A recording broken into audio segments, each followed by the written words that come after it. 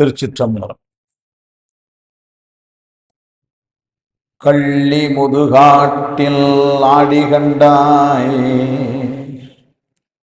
காலனையும் காலார்கடிந்தான் கண்டாய் புள்ளியுளை மானின் தோலான் கண்டாய் புலியுரி சேராடை புனிதன் கண்டாய் வெள்ளி மிளிர் பிறை முடிமேல் சூடி கண்டாய் வெண்ணீற்றான் கண்டாய் நம் செந்தில் மேய வள்ளி மணாளர்க்கு தாதை கண்டாய் மறைக்காடுறையும் மணாளன் தானே.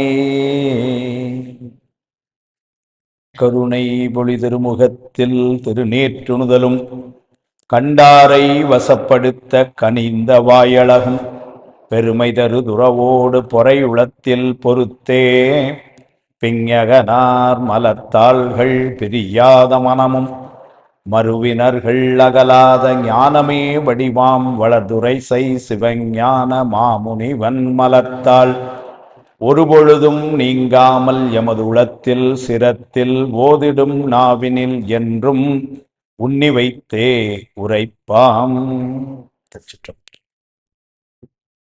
பெருந்துறையில் சிவபெருமான் அருளுதலும் பெருங்கருணை பெற்றி நோக்கி கரைந்து கரைந்து இரு கண்ணீர் மலைவார துரிய நிலை கடந்து போந்து திருந்து பெறும் சிவபோக குழுந்தேரல் வாய்மடுத்து தேக்கிச் செம்மாந்து இருந்தருளும் பெருங்கீர்த்தி வாதவூர் அடிகள் அடியினைகள் போற்றி.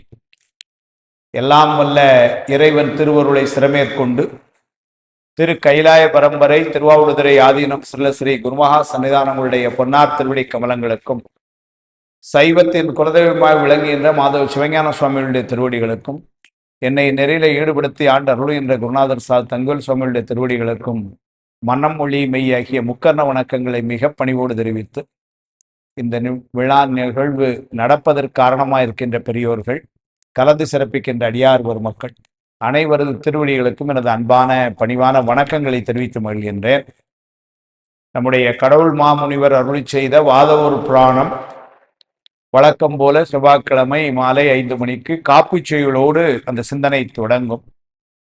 பவளமால் வரையின் நிலவெறிப்பது போல் பரந்த நீற்று அழகு பச்சுடம்பில் திவளமாதுடன் நின்றாடிய பரமன் சிறுவனை பாரத பெரும்போர் தவளமா மறுப்பொன்றொடித்து ஒரு தருகரத்தில் தரித்துயர் கிரிப்புறத்து எழுதும் கவளமாகளிற்றின் திருமுகம் படைத்த கடவுளை நினைந்து கைதொழுவான் என்று சொல்லி கவளமாகளிற்றின் திருமுகம் படைத்த கடவுளை நினைந்து கைதொழுவாம் என்று விநாயகப் பெருமானை முதலிலே சிந்தித்து இந்த வாதவூர் புராணம் சிந்தனையெல்லாம் தொடர்ந்து நடைபெறுவதற்கு பெருமானுடைய திருவருள் துணை நிற்க வேண்டும் என்று வேண்டி இந்த சிந்தனையெல்லாம் கடவுள் மாமுனிவருடைய உள்ள கிடக்கை என்ன என்பதனை நாமெல்லாம் அறிந்து கொள்ளும் பொருட்டு பெருமானுடைய திருவருள் கைகூட வேண்டும் என்றும் வாதவூரடிகளுடைய வரலாறை நாமெல்லாம் தெரிந்து கொள்வதற்கு ஒரு வாய்ப்பாக இது தந்த திருவருளுக்கு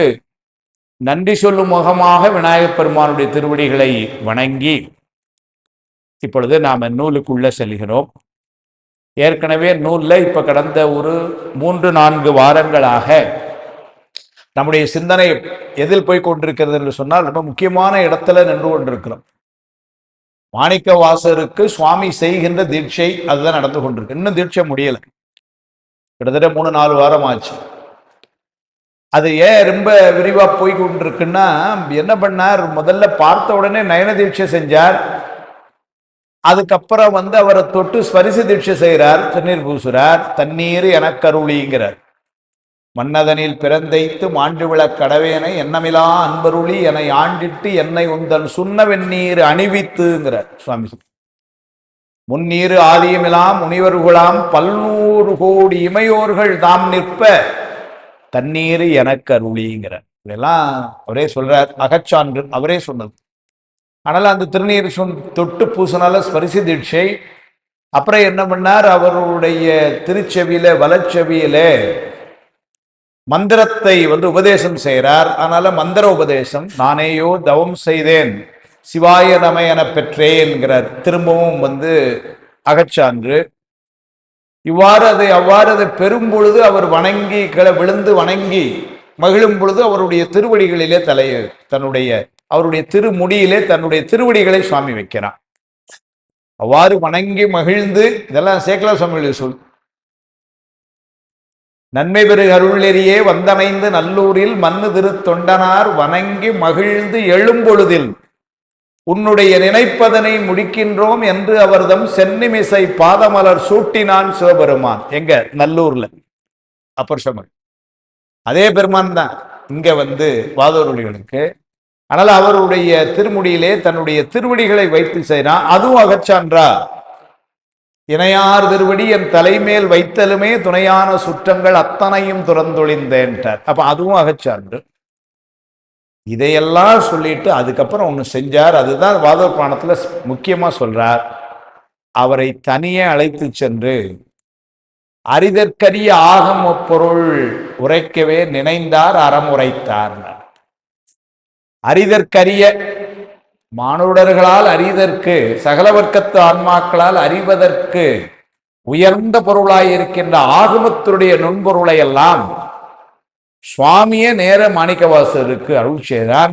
அதனால தனியே அழைத்து சென்று அப்படின்னே சொல்றார். கொண்டு போய் வேறு கொண்டு அவருக்கு அந்த உபதேசம் செய்கிறார். அந்த உபதேசம் தான் இப்ப நம்ம ஒரு 2-3 வாரமா சிந்தித்து கொண்டிருக்கிறோம். ஏன்னா அந்த சாத்திர தீட்சை என்ற பெயர். இந்த சாத்திர தீட்சையை யார் செய்யறான்னா சுவாமியே ஞானாசிரியனாய் செய்யறான். அது பெரிய சிறப்பு. அப்ப அதுல என்னவெல்லாம் செய்தான் அப்படிங்கிறது நமக்கெல்லாம் பாடம். மாணிக்கவாசருக்கு சுவாமி சொன்னதெல்லாம் நமக்கு சொன்ன பாடம். அதுலதான் அவர் வரிசையா சொல்லிட்டே வரும் பொழுது சரியை, கிரியை, யோகம், ஞானம் எல்லாம் சொல்லி, அந்த சரியை நெறியே ரொம்ப உயர்ந்த அளவில் அல்லவா இருக்கிறது. வேப்பிள்ளையுடைய உரை நான் அன்னைக்கு சொல்லும் பொழுது சொன்னேன், ஒரு பூச்செடி நடுறதுக்கு கூட இவ்வளவு ஒரு விதி, செடியை வைக்கிறதுக்கே ஒரு விதி இவ்வளவு பெருசா இருக்கு. சண்டாள பூமி சுடுகாடு மலசலம் கலியா பதிலுக்கு அணிமைக்க நல்லாததாய் அப்படின்னு எழுதுறார். இதுக்கெல்லாம் விட்டு தள்ளி இருக்கக்கூடிய ஒரு இடத்துல 4 புறமும் சுவரேனும் வேலியும் ஆயிட்டு அப்படிங்கிறாரு. சுவர் எழுப்பணும், இல்லைன்னா வேலி வைக்கணும். அதுல அதுக்கப்புறம் உடனே பூச்செடி வைக்கலாமான்னா இல்ல, பசு நிறையம் செய்து அங்கு கோசலம் கோமலத்தாலே சுத்தி செய்துங்கிறார். அப்ப கொஞ்ச நாளைக்கு பசுமாடை கட்டி அதனுடைய ஜானி அதனுடைய கோமியம் எல்லாம் விழுந்து அந்த இடம் சுத்தப்படும் மாதிரி செஞ்சு அங்க பூ நடலாம்னா கூட இல்ல, அதுக்கு முன்னாடி சில அடிகள் தோன்றி எலும்பு முதலாய ஏதேனும் அசுத்தங்கள் இல்லை என்பதனை உரு செய்து அங்க மலர செடியை வைக்கணுங்கிறார். அப்போ அப்பர் சுவாமிகள் பூமாலை புனைந்து ஏத்தின்னு போனார். அந்த பூமாலை புனைந்துங்கிறதுக்கு இவ்வளவு விதி முன்னாடி இருந்தே. அப்ப இடத்துக்கு ஒரு விதி இருக்கு, அதுக்கப்புறம் பூ மரத்தை நடுறதுக்கு ஒரு விதி இருக்கு, அந்த பூ பறிக்கிறதுக்கு ஒரு விதி இருக்கு, அப்புறம் பூவை கெட்டுறதுக்கு ஒரு விதி இருக்கு. இவ்வளவும் இதெல்லாம் நம்ம அன்னைக்கு சொன்னது. இதெல்லாம் சொன்னா சரியையிலேயே இவ்வளவுன்னா இன்னும் இப்ப கிரியையில, அதுக்கப்புறம் யோகம், அப்புறம் ஞானம், இதெல்லாம் சார் நிகழ்முறையில இப்படிலாம் செய்ய முடியுமா அப்படின்னு ஒரு கேள்வி. அல்லது எல்லாராலும் இப்படிலாம் செய்ய முடியுமா? பக்குவத்தால கொஞ்சம் உயர வர்றவங்களுக்கு கூட எங்களுக்கெல்லாம் கொஞ்சம் எளிமையா ஏதாவது சொல்லக்கூடாதா? இவ்வளவு உயர்ந்த நிலையில நாங்க எப்படி செய்ய முடியும்? அதுக்காக சுவாமி என்ன பண்ணார்? கருணையினால அதை சொல்றார். உரு பொலாதவர், இழிகுலத்தவர், நல் ஒழுக்கம் இல்லவர், நம்மளவில் விருப்பில்லாதவர். சுவாமி சொல்றான், என் மேல அவனுக்கு விருப்பம் இல்லைனாலும் பரவாயில்லையா, நம்மளவில் விருப்பில்லாதவர் எனினும் இப்படி இலிகுலத்தராய், பொல்லாத தொழில் செய்பவராய், சுவாமி மேலேயே விருப்பம் இல்லாதவராய் அப்படி இருந்தார்னா கூட மெய்நீர் மிக்க சாதனம் வேடமும் கண்டால் அப்படின்னு இப்படி இருக்கிற ஒருத்தர் கூட திருநீர் பூசுகிறார், ருத்ராட்சி அணிந்திருக்கிறார், நமசிவாயம் சொல்றார் அப்படின்னு சொன்னா அவரை கண்டு எதிரில் தரிப்பிலான நிக்காம ஓடி போய் வணங்கணுமா? சரி, அந்த ஆளுங்க வரட்டும், நம்ம இடத்துல நிற்போம் அப்படின்னு நிக்கப்படாதான். நாம அங்க ஓடி போய் தரிப்பிலாது சென்று எதிரூர வணங்கி தக்க போனகம் அளித்து அப்படின்னு அவருக்கு உணவெல்லாம் கொடுத்து தக்க போனகம் அளித்து அவருக்கு எளிதாய் இருப்பவர் தான் அடியவர்க்கு அடியாருந்தார். அப்படி அன்பர் யான் எனது எனும் செருக்கு அறுப்பார். அதனால என்ன சொன்னார்? ரொம்ப எளிமையான ஒரு வழியை சொல்லி கொடுத்தார். எப்படி சொல்லி கொடுத்தாருன்னா, சிவ வேடத்துல இருப்பவர்களை கண்டு வழிபாடு செய். இப்படி சரியே இப்படி கிரியை எல்லாம் ரொம்ப கடினமா இருக்கு எங்களுக்கு, காலையில வேலைக்கு போற அவசரத்துல இதெல்லாம் முடியுமா, இந்த நிலைக்கெல்லாம் இந்த போக்குவரத்துலாம் நாங்க என்னைக்கு வரவோ அப்படின்னா நீங்க ஒன்றும் வருத்தப்பட வேண்டாம். அவன் யாரு என்னன்னு பார்க்காம அப்புறம் சாமி சொல்லுவார், எவரேனும் ஒரே வார்த்தையில முடிச்சுட்டார். இங்க இவர் சொன்னதுதான், அவர் பொல்லாதவராய் இருக்கலாம், இலிகுலத்தவராய் இருக்கலாம், எம் மீது அன்பில்லாதவராய் இருக்கலாம், நல் ஒழுக்கம் இல்லாதவராய் இருக்கலாம். இது எல்லாத்தையும் சேர்த்து வச்சு ஒரே வார்த்தையில போட்டு சுவாமிகள், எவரேனும் தாமாக லாடத்திட்ட திருநீரும் சாதனமும் கண்டால் திருநீரும் சாதனமும்னாரு உரையாசிரியர். பாருங்க, திருநீரே சாதனம் தான், அப்புறம் திருநீரும் திரும்ப சாதனமும் ஏன் போட்டாரன்னா, சாதனத்திற்கு முக்கியத்துவமும் சாதனத்தில் முதன்மையானது திருநீரும் ஆதலால் திருநீரும் சாதனமும் என்றார்னு உரை எழுதுகிறார். நீங்க சாதனத்துல ஏதோ ஒன்று செய்யறேன் அப்படின்னு சொல்லிட்டு உத்தராட்சம் போட்டிருக்கேன், நமசியம் சொல்லியிருக்கேன், ஆனா நான் திருநீர்லாம் பூசல சார், வெளியே ஒரு மாதிரி பார்ப்பான் நம்மள அப்படின்னா ஒளிஞ்சான்னு இருக்கும். அதனால முதல்ல எதுன்னாரு திருநீர், அதுக்கப்புறம் ஏனைய சாதனங்களும். அப்படின்னு திருநீரும் சாதனம் தான், ஆனா சாதனங்களில் முதன்மையானது எதுன்னா திருநீர். அதனால திருநீரும் சாதனமும் கண்டால் உள்ள இவராதே அவரவரை கண்டு அங்கு வந்து அடிமைத்திறம் உவந்து நோக்கி இவர் தேவர் அவர் தேவர் என்று இரண்டாட்டாது ஒளிந்து ஈசன் திறமையை வேணேன்ட்டு. இவர் தேவர் அவர் தேவர் உரையாசிரியர் எழுதுறாரு, இவர் தேவரோ அவர் தேவரோ என்பது இவர் தேவர் அவர் தேவர் நின்றது உரை. அப்படின்னு என்ன அர்த்தம்? அடியார் வேடத்துல ஒருத்தரை பார்க்கிறோம், சுவாமி எங்க பார்க்கிறோம், இது சாமியா அது சாமியான்னு சந்தேகம் இல்லாம ரெண்டுமே சுவாமின்னு தெளிவு இருக்கணுமா. சுவாமியையும் சாமின்னு, வேடத்துல இருக்க அடியாரையும் சுவாமி, இவர் தேவரோ அவர் தேவரோன்னு இல்லாம இவர் தேவர் அவர் தேவர் என்று இரண்டு ஆட்டாது ஒளிந்து ஈசன் திறமையே பேணி கவராதே தொழுமடியார் நெஞ்சனுள்ளே கன்றாப்பூர் நடுதறியை காணலாமே அப்படின்னு அப்பர் சுவாமி நமக்கு எடுத்து கொடுத்தார். அதுதான் இங்க சொன்னார். அதனால அப்படி இருப்பவர்கள் தான் அவர் எதிரூர வணங்கி தக்க போனகம் அளித்து அவருக்கு எளிதாய் இருப்பவர் தாம் அடியவர்க்கு அடியார் என்பர். அடியார்க்கு அடியார்னா இதுதான் சொல்லி அவர்கள் எப்படி இருப்பார்கள்னா, யான் எனதெனும் செருக்கு அறுப்பார் என்று ஒன்று காட்டினார் முதல்ல. இப்ப அடியார் வழிபாடுக்கு சொல்லிட்டு அடுத்த பாட்டுல, அந்த பாட்டுல தான் நம்ம போன முறைக்கு சொல்லி கொஞ்சம் விரிவா பேசணும், அடுத்த வாரத்துக்குன்னு வச்சுக்கிட்டோம். 74வது பாட்டு நூல்ல, விரிந்த சஞ்சித வினைகள் அன்புடனாம் விழிக்க வெந்தன விரவும் இப்பிறப்பிறப்பில் பொருந்தும் வல்வினை உடலுடன் அகலும் புந்தி சேரருள் வருவினை போக்கும். 3 சொல்ற. சஞ்சித வினை பல பிறவிகளில் சேர்த்து வச்ச வினை எவ்வளவுன்னு தெரியல, நிறைய இருக்கு. அது எப்படி நீங்கும்னாரு. இது யார் சொல்ற? சுவாமி சொல்றான். எப்படி நீங்கும்? ஞானாசிரியராய் பெருமானே எழுந்தருளி குருநாதராய் தீட்சை செய்விக்கும் பொழுது அந்த சஞ்சித வினைகள் மொத்தமாக நீங்கும்.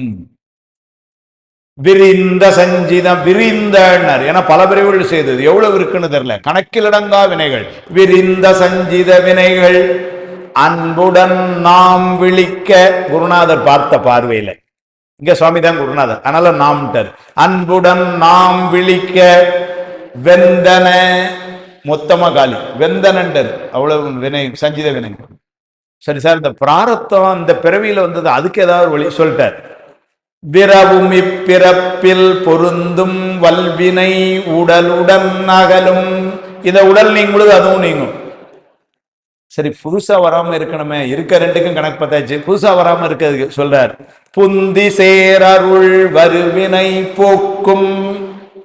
புந்தி சேர் அருள், கூடவே இருக்கக்கூடிய அருள் என்ன செய்யும்னாரு, புதியனவா எதுவும் வினை வராம அது பார்த்துக்க. ஏந்த வினை உடலோடு ஏகும் இடையேறும் வினை தோன்றில் அருளே சுடும். சாத்திரம் திருவள்ளுவை சொல்லிட்டு, என்ற வினை உடலோடு ஏகும், சஞ்சித இந்த பிராரத்த வினை இந்த உடலோடு கழியும். இடையேறும் வினை ஆகாமிய கண்டம், இந்த பிறவியில அப்படி ஏதாவது வருத மாதிரி இருந்தா ஞானிகளுக்கு வராது. ஏன்னாரு, வருத மாதிரி இருந்தாலும் அருளே சுடும், திருவருள் அது வராம பார்த்து கொள்ளும். அத இங்க சொல்லிட்டார். புந்தி சேரருள் வருவினை போக்கும். சரி, வினையெல்லாம் நீங்கியாச்சு. அப்போ கர்மமலம் நீங்கியாச்சு, ரொம்ப மகிழ்ச்சி. இன்னொரு பெரிய சனியம் பாக்கி இருக்கு, ஆணவ மலம். ஏன்னா வினை நீங்கிச்சுன்னு சொன்னாலே மாயாமலத்துக்கு நீங்கிடுச்சு. ஏன்னா வினைக்கு, இந்த மாயாமலத்துக்கு நிலைக்களமா, வினைக்கு நிலைக்களமா இருப்பதே மாயாமலம் தான். வினையே நீங்கிச்சுன்னு சொல்லியாச்சுன்னா அப்ப மாயை பற்றியும் இது இல்லை, நீங்கியாச்சு. ஆனால் மூலமலம் இன்னும் பாக்கி இருக்கு. இப்ப அது நீங்கிறதுக்கு வழி சொல்றார், உண்மையா சொல்றார். இந்த இடத்துலதான் விரிவா சொல்லணும் இருக்கா, நிப்பாட்டினா நான் அன்னைக்கு. ஏன்னா இந்த மூலமலம் நீங்கிறது விட வேண்டியதே அந்த மலம் தானே. கண்மமும் மாயையும் கூட சுவாமி குணந்து கொடுத்தது, அதனால அதையும் விடணும், நான் இல்லைன்னு சொல்லல. ஆனா விடுவதற்கு விட வேண்டிய ஒன்று எதுன்னு சொன்னா முதல்ல ஆணவம், மூலமலம். மூல நோய் தீர்க்கும் முதல்வன் கண்டாய் அப்புறம் சொன்ன மூல நோய் எதுன்னா ஆணவமலம். ஆனால் அந்த ஆணவமலம் எப்படி நீங்கும் அது சொல்றார். அருந்துயர் பொருள் உயிர் உடம்பு உனதே அல்ல. அருந்துயர் பொருள் உயிர் உடம்பு உனதே அல்ல. எப்ப ஞானாசிரியர் உபதேசம் செய்து அந்த நிலையில உயர்ந்தமோ அதன் பின்னர் இந்த உடலும் உயிரும் நம்முடையது இல்லையா. அப்ப யாருடையதுன்னாரு, சுவாமிகிட்ட handed over. So he takes the entire responsibility. அதுக்கப்புறம் இது யாரு சொல்றா, சிவபெருமான் சொல்ற. நீங்க ஒரு பெரிய வாய்ப்பு நமக்கு என்னன்னா, எத்தனையோ புராணங்கள்ல இந்த சஞ்சித கர்மம் எப்படி நீங்கும், ஆகாமிகம் எப்படி நீங்கும், ஆணவமலம் எப்படி நீங்கும்னு சொல்லப்பட்டிருந்தாலும் கூட வாதவ புராணத்தில் உள்ள பெரிய சிறப்பு என்னன்னா, சுவாமி திருவாயினாலேயே சொல்ற மாதிரி அமைஞ்சிருக்கு. ஏன இடங்கள்ல எப்படி இருக்கும்னா குருநாதர் சொல்றதா அந்த உரை நூலாசிரியர் சொல்லுவார். ஆனா இங்க எப்படி வந்ததுன்னா, இது யார் வாக்குன்னு சொன்னா சுவாமியினுடைய வாக்கா. சுவாமி சொல்றார் மாணிக்க வாசகர், அருந்துயர் பொருள் உயிர் உடம்பு மூணம் உனதே அல்ல நம்மன ஆகும். இதெல்லாம் என்னுடையது இனிமேல். எப்போ அவர் தீட்சை செய்ய வைக்கிறாரோ அப்ப என்ன பண்ணிக்கிறார், இந்த உடம்பு, இந்த உயிர், இந்த பொருள்கள் எல்லாவற்றையும் அவன் எடுத்துட்டான். அன்றே அந்த நாவியும் உடலும் உடமையெல்லாமும் குன்றே அணையாய் என ஆட்கொண்ட போதே கொண்டிலை. சுந்தரமூர்த்தி ஐயா சொல்வாரு, தண்டமாணி தேசியர் எப்படி பாடம் நடத்துவார்னு சுந்தரமூர்த்தி ஐயா சொல்வார். அவர் தண்டமாணி தேசியர் ஆசிரியராக இருக்கும்போது படித்தவர் சுந்தரமூர்த்தி ஐயா. அவர் சொல்வார், நமக்கு சுந்தரமூர்த்தி ஐயா நமக்கு பாடம் சொன்னவங்க. அதனால அவங்க தண்டமாணி தேசியரை நம்ம அவங்களோட பாடலாம் கேட்டதில்லை. ஆனால் அவங்க பாடணும். திருவாசகத்துக்கு பொருள் சொல்லணும்னா அது திருவாசகத்துல இருந்தே சொல்லணும் அப்படின்னு பாரு. அவர் பாடம் நடத்துவார், இப்படிதான் பாடம் நடத்துவாராம் தண்டமாணி தேசியர். புஸ்தகம்லாம் ஒன்றும் கொண்டு மாட்டாராம், அவருக்கு என்ன புஸ்தகம் இருக்கு. ஆனால் அவர் பாடம் நடத்துவாராம். எம்ஏ தமிழ் இப்படி நடத்தினார்னா, நானேயோ தவம் செய்தேன் சிவாய நம என பெற்றேன் அப்படின்னா, நான் என்ன செய்தேன், தவம் செய்தேன், என்ன கிடைச்சது, சிவாய நம கிடைச்சது. எப்படி வந்தான்னார், தானே வந்தான். எப்படி இருந்தான்னார், தேனாய் இணைச்சான். இப்படி பாட்டுல இருந்தே பொருள் ஒண்ணு. தேனாயின் அமுதமுமாய் தித்திக்கும் சிவமும். நீங்க கூப்பிட்டீங்களான்னார், இல்ல தானே வந்து. அப்படிலாம் செய்யறான்னு அவனுடைய பெரிய கருணை அருள் செய்தான். அதனால என்ன நடந்ததுன்னாரு, ஊனாரும் உயிர் வாழ்க்கை உறுத்தது. இதான் நடந்தது. இப்படிதான் இதுல இருந்து சொல்லுவார்.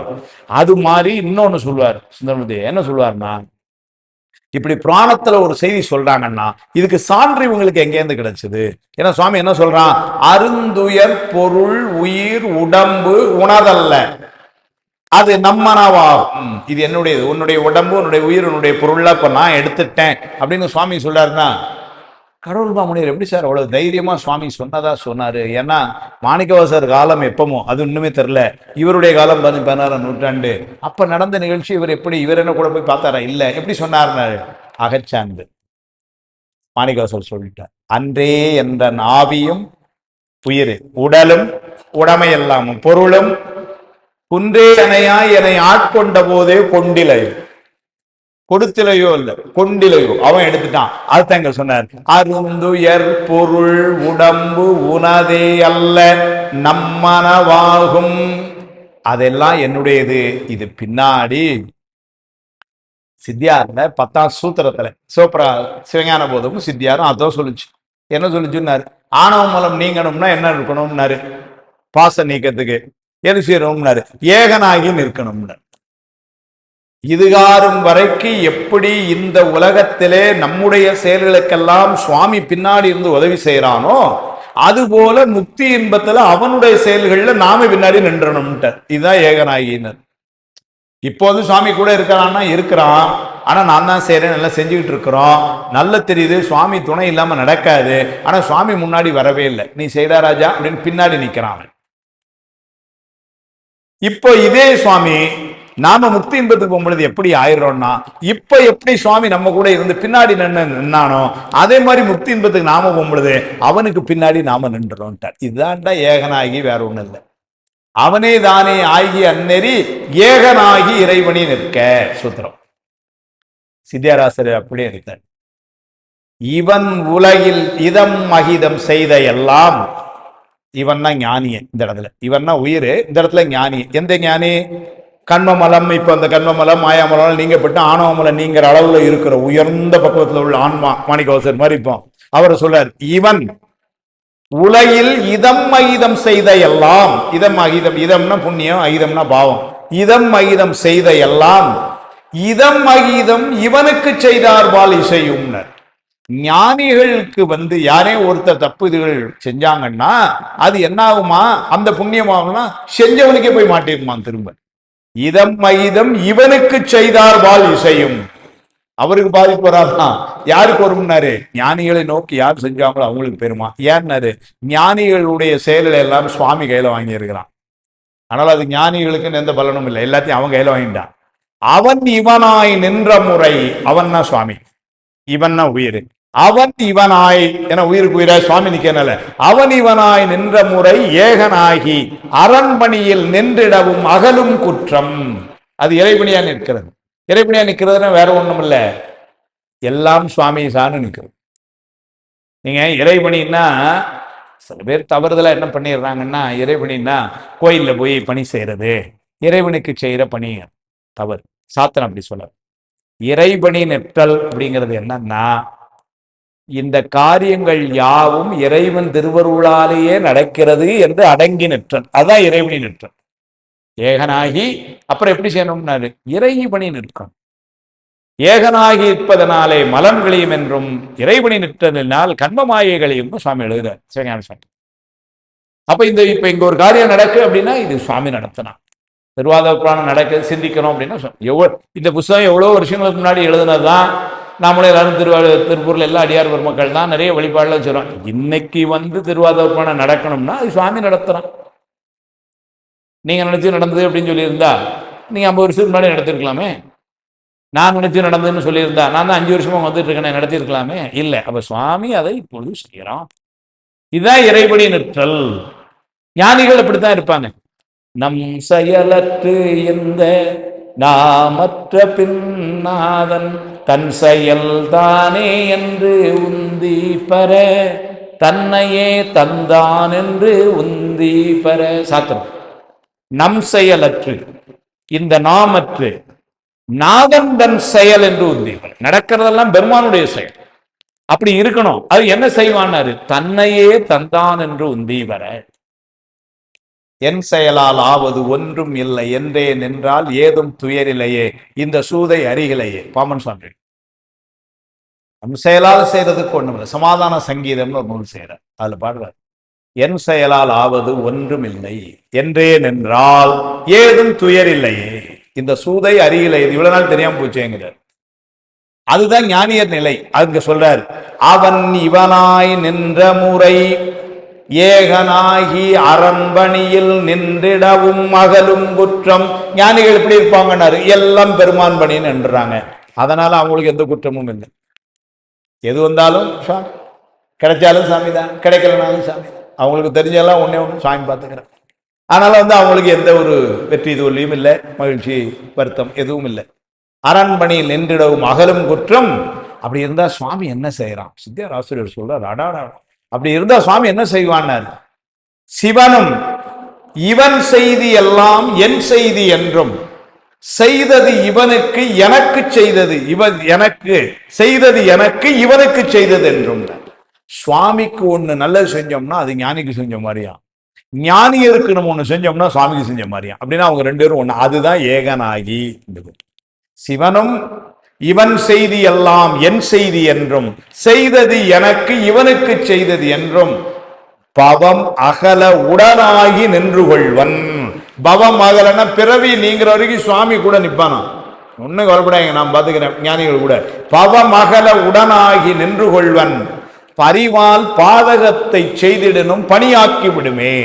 ஞானியர்கள் செயல் பாதகத்தை செய்திடணும்னு, அவர்கள் பாதகம்லாம் செய்ய மாட்டாங்க. அப்ப பாதகத்தை செய்திடணும் அப்படின்னு ஏன் அங்க போட்டார்னா, நம்முடைய பார்வையில அவங்க செயல் ஏதோ பாதகம் மாறி இருந்தாலும் அதெல்லாம் சிவன் பணியாக அவன் செய்திடுவான்ட்டார். எப்படி, யாருக்கு செய்தது போல? சண்டீஸ்வர பெருமான் நிகழ்வு. தீதில்லை வாணி சிவகர்மம் சிதைத்தானை சாதியும் வேதியன் தாதை தனை தாள் இரண்டும் சேதிப்ப ஈசன் திருவருளால் தேவர்தோள பாதகமே சோறு பற்றினவா தோணோக்கும் சொல்லும். எந்த வகையிலையும் அப்பா காலை வெட்டினதுங்கிறது இந்த உலக சட்டம் படி சரி வராது. எந்த வகையிலையும் என்னவாதான் சார் இருக்கட்டும், அப்படியே சரி அப்படிங்கிறது தான் உலக சட்டத்துல. சுவாமி என்ன பண்ணார், அவருக்கு மிகப்பெரிய பதிவை சண்டேச பதிவு கொடுத்தார். பாதகம் என்றும் பழி என்றும் பாராதே தாதையை வேதியனை தாள் இரண்டும் சேதிப்ப கண்டு ஈசர்தாம் தாமாம் பரிசளித்தார் கண்டாயே சண்டீசர்தன் செயல்தான். திருக்கலிட்டுப்படியார் சாத்திரம், சாத்திரத்துல சொல்லு. என்ன ஏதோ இது பண்றாங்களோ கிடையாது, அதுவும் திருவுருள் சுவாமி சேரும். பாதகம் என்றும் வலி என்றும் பாராதே சொல்றார். அப்பா, குருநாதர், வேதியர் 3 விதமான பலி வருமா. யாரு காலை வெட்டினது அப்பா கால, அதுக்கு ஒரு தண்டனை உண்டான் நம்ம சட்டப்படாது. அப்பா அதுக்கு ஒரு 7 வருஷம், அவரு குருநாதர் அதுக்கு ஒரு 14 வருஷம், அப்ப உள்ள காலம் அவர் வேதியர் அவருக்கு அதனால ஒரு 5 வருஷம் அப்படின்னு வருமா. அது சொல்றாரு, பாதகம் என்றும் பலி என்றும் பாராதே தாதையை வேதியனை தாள் இரண்டும் சேதிப்ப கண்டு. சுவாமி தண்டெல்லாம் கொடுத்திருக்கணும். ஈசர் தாம் என்ன கொடுத்தார், தாமாம் பரிசளிப்பர். என்ன மாதிரி இவனு பரிசு கொடுத்து, நீங்க என்னெல்லாம் எனக்கு கொடுக்குறீங்களோ அதெல்லாம் அவனுக்கு உண்டனவு முடுப்பனவு உமைக்கையாள் அப்படின்ட்டு தாமாம் பரிசளிப்பர். சுவாமிக்கு நம்ம என்னெல்லாம் கொடுக்குறோமோ அதெல்லாம் எங்க போகுதுன்னாரு, எல்லாம் சண்டி சட்டு. அங்க எவ்வளவு பெரிய பதவி கொடுத்தாங்க, கணம் எல்லா இடத்துல நாதர தலைமை பதிவு கொடுத்தான். அதனால தாமாம் பரிசளித்தார் கண்டாயே சண்டீசர் தான் தன் செயல் தான் திருக்கலிட்டுப்படியார் சாத்திரத்துல. இதுதான் பவமகல உடனாகி நின்று கொள்வன் பாதக பரிவால் பாதகத்தை செய்திடனும் பணியாக்கி விடுமே. அதனால இந்த செயல்களெல்லாம் நம்முடைய பார்வைக்கு சரி என்னதான் இருந்தாலும் அந்த குழந்தை கொஞ்சம் அவசரப்பட்டுடுது அப்படின்னா நமக்கு பார்வைக்கு இல்லையா, அது இல்லைன்ட்டு. அதை கூட உரையாசிரியர் நம்ம நயமா கேட்பார். ஒரு கால் ஒரு காலில் தானே பாலை தட்டி விட்டார் அவரு, அப்ப நீங்க அந்த காலத்தை மட்டும்தானே வெட்டணும், எதுக்கு 2 காலையும் வெட்டினார்? அந்த கால் உறுதியா நிக்க போய் தான் இந்த காலால தட்ட முடிஞ்சா, அதனால தப்பு செஞ்சதுக்கு துணையா இருந்தனால இந்த காலுக்கு வெட்டான். எப்படி உரையாசிரியர் யோசிக்கிறார் பாருங்க உரையாசிரியர். ஏன்னா அந்த கால் உறுதியா நிக்கலன்னா இந்த காலால வெட்டியிருக்க முடியாது. அப்ப இந்த காலால பாலை தட்டினதுக்கு அந்த கால் துணையா இருந்தனால அதையும் சேர்த்து விட்டு தாதை தாள் இரண்டும் சேதிப்ப துணை உரைகளினாய். அப்படி அதுதான் இங்க சொல்றாரு, பவமகல உடனாகி நின்று கொள்வன் பாதகத்தை பரிவால் பாதகத்தை செய்திடனும் பணியாக்கி விடுமே. சுவாமி ஏன்னா சுவாமி கையில எடுத்துக்கிறான். அதைத்தான் இங்க சொன்னார். அருந்துயர் பொருள் உயிர் உடம்பு உனதே அல்ல அப்படின்னா நம்மனவாகும். சுவாமி சொல்றான், உன்னுடைய உடம்பு உன்னுடைய உயிர் உன்னுடைய பொருள் எல்லாம் இனிமேல் என்னுடையது, யாருக்கும் எது வேணா ஏன்ட்டு பேசு. இது ஒரு பெரிய சான்று. பொதுவா இந்த இலக்கிய சுவைக்காக என்ன கேட்டுறாங்க, குதிரை வாங்குறதுக்கு பணம் கொண்டு போனார், அது அரசு பணம். அங்க போய் குதிரையை வாங்காம இவரு வேற காரியங்களுக்கு இது செலவழிச்சிட்டார். என்னதான் இருந்தாலும் அரசு பணத்தை அவர் இஷ்டத்துக்கு செலவழிச்சது தப்பு தானேங்கிறான் 2 பேர் இல்லைங்களா. தடக்குன்னு நமக்கும் யோசிச்சு, ஆமா சார் இவர் என்ன பண்ணியிருந்திருக்கலாம், நல்லபடியாக குதிரையை வாங்கி கொண்டு மன்னரை கொடுத்துட்டு மன்னர் ரொம்ப மகிழ்ந்த உடனே, மன்னர் நான் ஒரு 10 நாள் லீவு திருவாரூர் போயிட்டு வரேன், ரெண்டாவது இந்த மாதிரி ஒரு கோயில் கட்டலாம்னு நினைக்கிறேன் அப்படின்னா அவனே செஞ்சிருப்பான். அப்ப இவர் அந்த அரசு பணத்தை அனுமதி இல்லாமல் இவர் பெற்றது எப்படி செய்யலாமா அப்படின்னு ஒரு கேள்வி ஆகிறான். இந்த பாட்டு தான் உதவியா இருக்கு. அந்துயர் பொருள் உயிர் உடம்பு உனதே அல்ல நம்மனவாகும். எப்ப ஆட்கொண்டானோ அப்பவுமே என்ன ஆயிடுச்சு, இந்த பொருள் இதெல்லாம் யாருடையதாயிடுச்சு, சுவாமியினுடையதுன்னு ஆயிடுச்சு. இது மாணிக்கவாசருடைய பொருளே இல்லை இப்போ. ஆனாலும் அவரே செலவழிக்கல, சுவாமியினுடைய பொருளாச்சு அவன் செலவழிச்சான். காரியம் கேஸ் போடணும், சாய் மேல போடுங்க போங்க, தைரியம் இருந்தா. இந்த முருப்பல ரத்தனம் செட்டியார் ரொம்ப அருமையா சொல்லுவார், ரொம்ப அருமையா சொல்லுவார். அவர் எப்படி சொல்லுவாரு, இந்த கேள்வியை கேட்பார், இந்த மாதிரி மாணிக்க வாசகர் குதிரை வாங்குறதுக்காக மன்னர் கொடுத்த பொருளை எல்லாம் தன்னிஷ்டத்துக்கு செலவழிச்சது இன்னைக்கு உள்ள சட்டப்படி பார்த்தா மிஸ் அப்ராப்ரேஷன் ஆஃப் ஃபண்ட் அப்படி இல்லையா. அதுக்கு என்ன சொல்வார், ரொம்ப அழகா சொல்வார். இன்னைக்கு திருப்பூர்ல இருக்கிற யாரோ பெரியவங்க, நீங்க அமெரிக்காவில் போய் செட்டில் ஆகலான்ட்டு போறீங்க. அமெரிக்காவுக்கு, அதாவது திருப்பூர்ல இருந்து வெக்கேட் பண்ணி போயிடுறீங்க, மகன் கூட அங்கேயே இருக்கலாம், கடைசி காலம் அமெரிக்காவில் இருக்கலாம் முடிவு பண்ணியாச்சு. சரி, சந்தோஷம். அப்ப என்ன ஆகுது, இங்க ஒரு வீடு இருக்கு, பூர்வீக வீடு, இதை கொடுத்துடலாம்னு நினைக்கிறீங்க. இப்ப நீங்க அமெரிக்கா போற அவசரத்துக்குள்ள இதை கொடுக்கலாம்னு நினைச்சா பாதி விலையை கேட்பான். ஆனா நீங்க ரிஜிஸ்ட்ரேஷனுக்காக ஒரு அங்கேருந்து வர முடியாது. அதனால நீங்க என்ன பண்ணலாம், இங்க ஒரு வக்கீல்கிட்ட இது பண்ணா ஒரு பவர் ஆஃப் அட்டானியா இருக்கு, அது கொடுத்து நீங்க இது அந்த வக்கீல் அங்கதான் இருக்கிறாங்க. ஆமா, சொன்னா சௌந்தரராஜன் ஐயா அதுக்கு வேண்டியதை பண்ணி கொடுத்துருவோம். உங்களுக்கு பவர் ஆஃப் அட்டானி யார்ட்டையும் ஒருத்தர் கொடுத்தாச்சுன்னா அவர் அதுக்கு வேண்டியது எல்லாத்தையும் பார்த்து உங்க பேர்ல கையெழுத்தே போட்டு உங்களுக்கு நல்ல பணத்தை வாங்கி அங்க அனுப்பிச்சு விடுவார், நம்பிக்கையா சொல்லிட்டு நீங்க போயிடலாம். இப்படி ஒருத்தர் போனாராம். இவர் விற்கிறதுக்காக உள்ளவர் கொஞ்ச நாளா பொறுத்து பார்த்துட்டே இருக்காரு, நல்ல விலை வரட்டும் நம்ம நண்பருக்கு, ஏன் அவசரப்பட்டு வைக்கணும்னு பார்த்துக்கிட்டே இருக்காரு. இவர் அமெரிக்கா போனாரு, ஒரு 3 மாசம் ஆச்சு. இங்கெல்லாம் நமக்கு ஒன்றும் செட் ஆகாது, ஒரு கோயில் இல்லை, ஒரு பூஜை பண்ண முடியல, பூ கிடைக்க மாட்டாங்க காலையில அப்படின்ட்டு என்ன பண்ணிட்டார், திரும்ப கிளம்பிடலான்ட்டு அங்கே இருந்து ஒரு 3 மாசம், ஒரு 6 மாசம் கழிச்சு இங்க வந்துட்டார். இப்ப வந்த உடனே என்ன ஆயிடுச்சு, திரும்ப அதே வக்கீல்கிட்ட போய், சார் அவர் கொடுத்த பவர் ஆஃப் அட்டார்னி எல்லாம் கேன்சல் பண்ணுங்க, நானே வந்துட்டேன், இனிமே கொடுக்கணும்னா நானே பார்த்துக்கிறேன் அப்படின்ட்டு. எப்போ வீட்டுக்கு உரிமையாளரே பொறுப்பை கையில் எடுத்த உடனே அந்த பவர் ஆஃப் அட்டார்னி பிகம்ஸ் நல்ல ஆயிடுச்சு, இனிமேல் அவங்களுக்கு இல்லைன்னு ஆயிப்போச்சா. இதுல எல்லாரும் ஒத்துக்கிறோமா, இப்படி வச்சுக்குவோம். இப்ப இங்க வர பாண்டிய மன்னன் ஆட்சி பொறுப்பு எடுக்கும் பொழுது, இன்னைக்கும் கூட நம்ம நாட்டுல பிரதம மந்திரி பதவி எடுக்கும் பொழுது இப்படிதான் ஒரு வசனம் உண்டா, நமக்கு தெரியல என்னவா, இறைவனின் பிரதிநிதியாக இருந்து இந்த நிலத்தை நான் ஆள்கிறேன் அப்படின்னு வருமா. இந்த மக்களுக்கு வேண்டியதெல்லாம் நான் செஞ்சு கொடுக்கிறேன், எப்படி இருந்து அப்படின்னா இறைவனுடைய, ஏன்னா இந்த இடம் யாருன்னா இறைவனுடையது, நான் அவருடைய ரெப்ரசன்டேட்டிவா இருந்து நான் இதை செய்துகிறேன் அப்படின்னு ரகசிய காப்பு பிரமாணம் அல்ல சொல்லணும், அரசியல் சாசனம். அப்ப பாண்டிய மன்னன் எப்படி இருந்திருக்கான், அரிமர்த்தன பாண்டியன் இறைவனுடைய பிரதிநிதியாக இந்த இடத்தை ஆண்டு கொண்டான். பவர் ஆஃப் அட்டார்னி தான் பாண்டிய மன்னன் இருந்தது.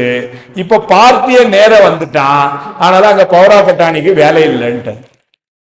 ஏன்னா இடத்துக்கு சொந்தக்காரன் அவனே தான் வந்துட்டான். இப்போ அவனே வந்ததுக்கு அப்புறம் இவருக்கு பாண்டிய மன்னனுக்கு அங்க ஒன்றும் பவர் இல்லைன்னு ஆயிட்டான்.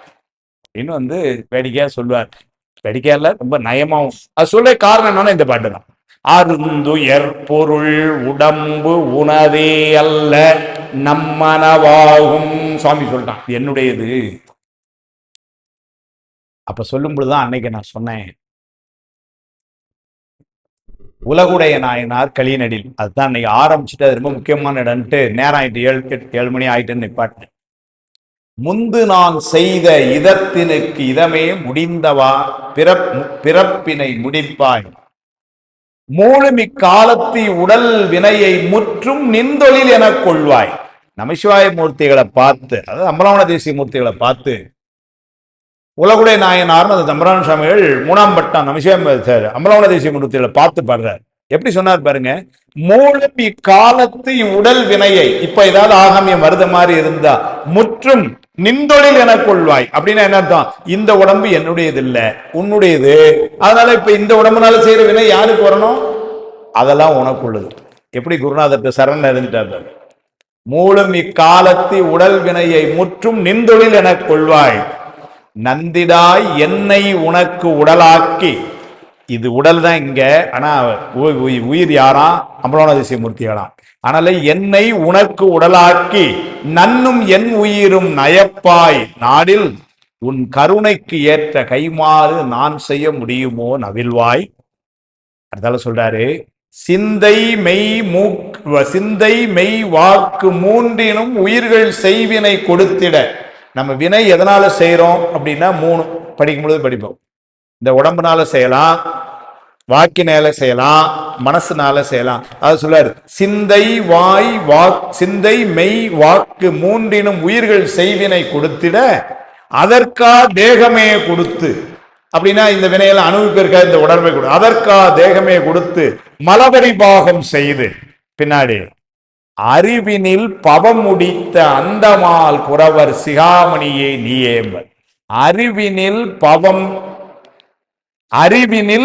பவம் முடித்த அப்படின்னா இந்த அறிவு நம்முடைய அறிவு இல்லையா, இனிமேல் குருநாதருடையதான்.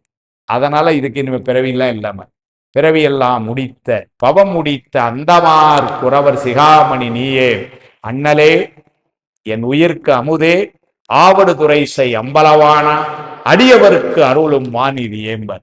அந்த செய்தி தான் இங்கே.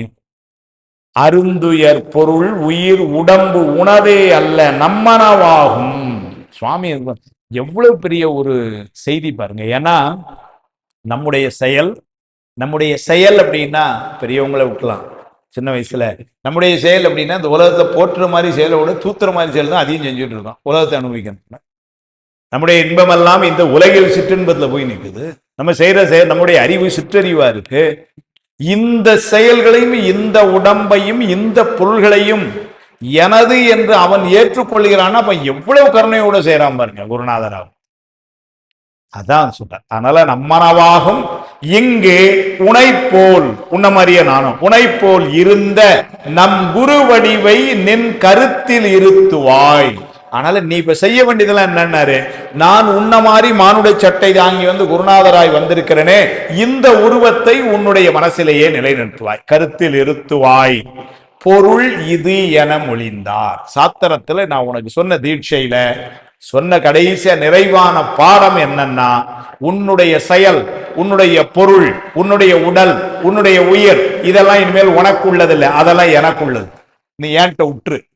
இப்ப நம்ம சில உலகத்தை சொல்லுவோம், அது மாதிரி ஒரு ப்ராப்ளம், சரி நீங்க அதை ஏன்ட்ட விட்டுருங்க, நீங்க போங்க நான் பாத்துக்கிறேன். இல்ல அவன் அதான் நம்ம ஏதாவது கோர்ட்ல கேஸுன்னு நீங்க போங்க சார், என்கிட்ட விட்டுங்க நான் பாத்துக்கிறேன். இந்த உலகத்தை நம்ம சொல்றோம் இல்லையா, அது மாதிரி இப்ப சுவாமி சொல்றான், உன்னுடைய உடம்பு, உன்னுடைய உயிர், உன்னுடைய பொருள் இதெல்லாம் என்கிட்ட உள்ளது, இப்ப உனக்கு உள்ளதே இல்லை, விட்டுரு. உனக்கு நீ செய்ய வேண்டியதெல்லாம் என்ன, உனை போல் உன்ன மாதிரி நானும் மானுட சட்டையில பெருக்கனே, உனை போல் இருந்த நம் குரு வடிவை நின் கருத்தில் இருத்துவாய். நீ மனசுல என்ன மட்டும் நினைச்சுக்கிட்டு இரு போதும், வேற ஒண்ணும் தெளிவு குரு குரு சிந்தித்தல் தானே, அதான் உபதேசம். நின் கருத்தில் இருத்துவாய் பொருள் இது என மொழிந்தார். சாத்திரம் இதுதான் உனக்கு சாத்திர தீட்சை என்று சொல்லி முடிச்சிட்டார். இவ்வளவு நேரம் இவ்வளவு பாடல்களை சொன்ன எல்லாத்தையும் மொத்தமா தொகுத்து சரியினாரு, கிரியைனாரு, யோகம்னாரு, ஞானம்னாரு, அடியாருக்கு இருந்து வேறொரு இதுல இருந்தா கூட திருநீரும் சாதனம் இருந்தா அவனுக்கு நீ பணி செய்யணும்னார். இதெல்லாம் சொல்லிட்டு கடைசியா இப்படி இருக்கிற நிலையில உன்னுடைய பொருள், உன்னுடைய உயிர் எல்லாம் என்னுடையது, அதனால நீ ஒன்னும் கவலைப்பட வேண்டாம்.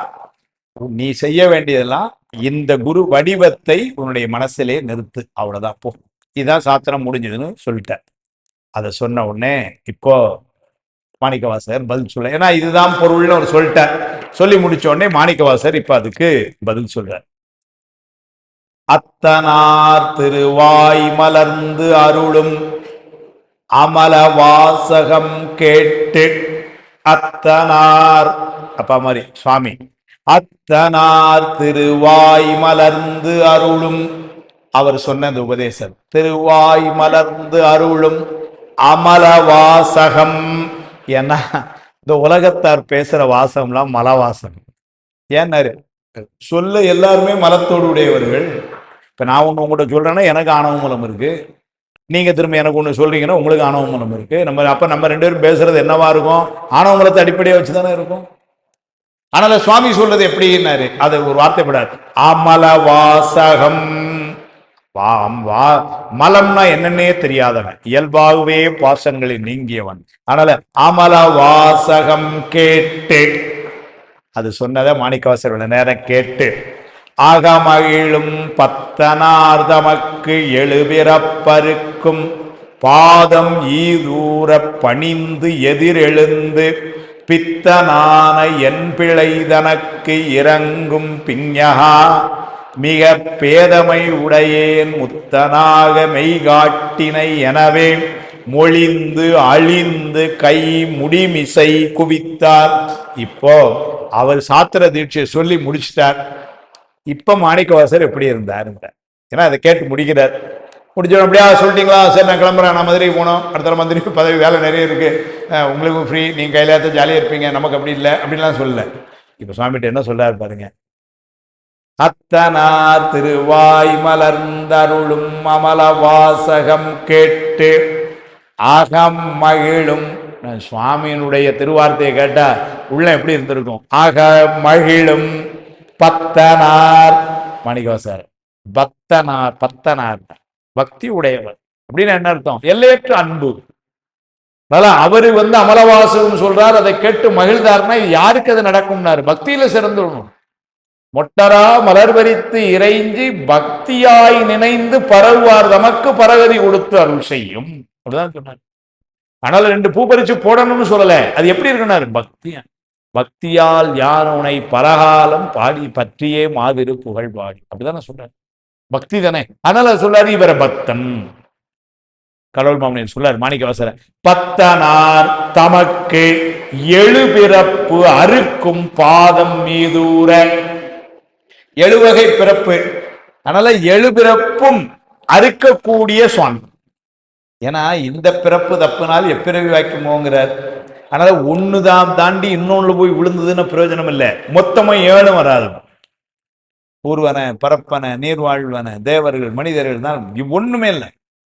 அந்த 7 பிறப்புலையும் நான் உன்னை வணங்கணும், வணங்குவேன். அதுதான் சுந்தரம் சுவாமி எற்றான் மறக்கேன் எழுமைக்கும் எம்பெருமானே உற்றாய் என்று உன்னையே உருகின்றேன் உள்கின்றேன் உணர்ந்து உள்ளத்தால். இல்லையா? புற்றாடரவா புப்பொழியூர் அவிநாசியே பற்றாக வாழ்வேன் பசுபதியே பரவேன். இதுதான் சொல்றேன். அது சொல்லும் பொழுது எற்றான் மறக்கேன் எழுமைக்கும் எம்பெருமானையே. ஏன்னாரு எப்படி பிறவி வந்தார்? இப்படி பிறவி வந்தாலும் மறக்க முடியுமா? மறக்காம இருக்கணும்னு வேணும். அப்புறம் சுவாமிகள் புழுவாய் பிறக்கினும் புண்ணியா உன்னடி என் மனத்தே வலுவாதிருக்க வரம் தர வேண்டும். அதுவும் நீ கொடுக்கணும்ட்டு.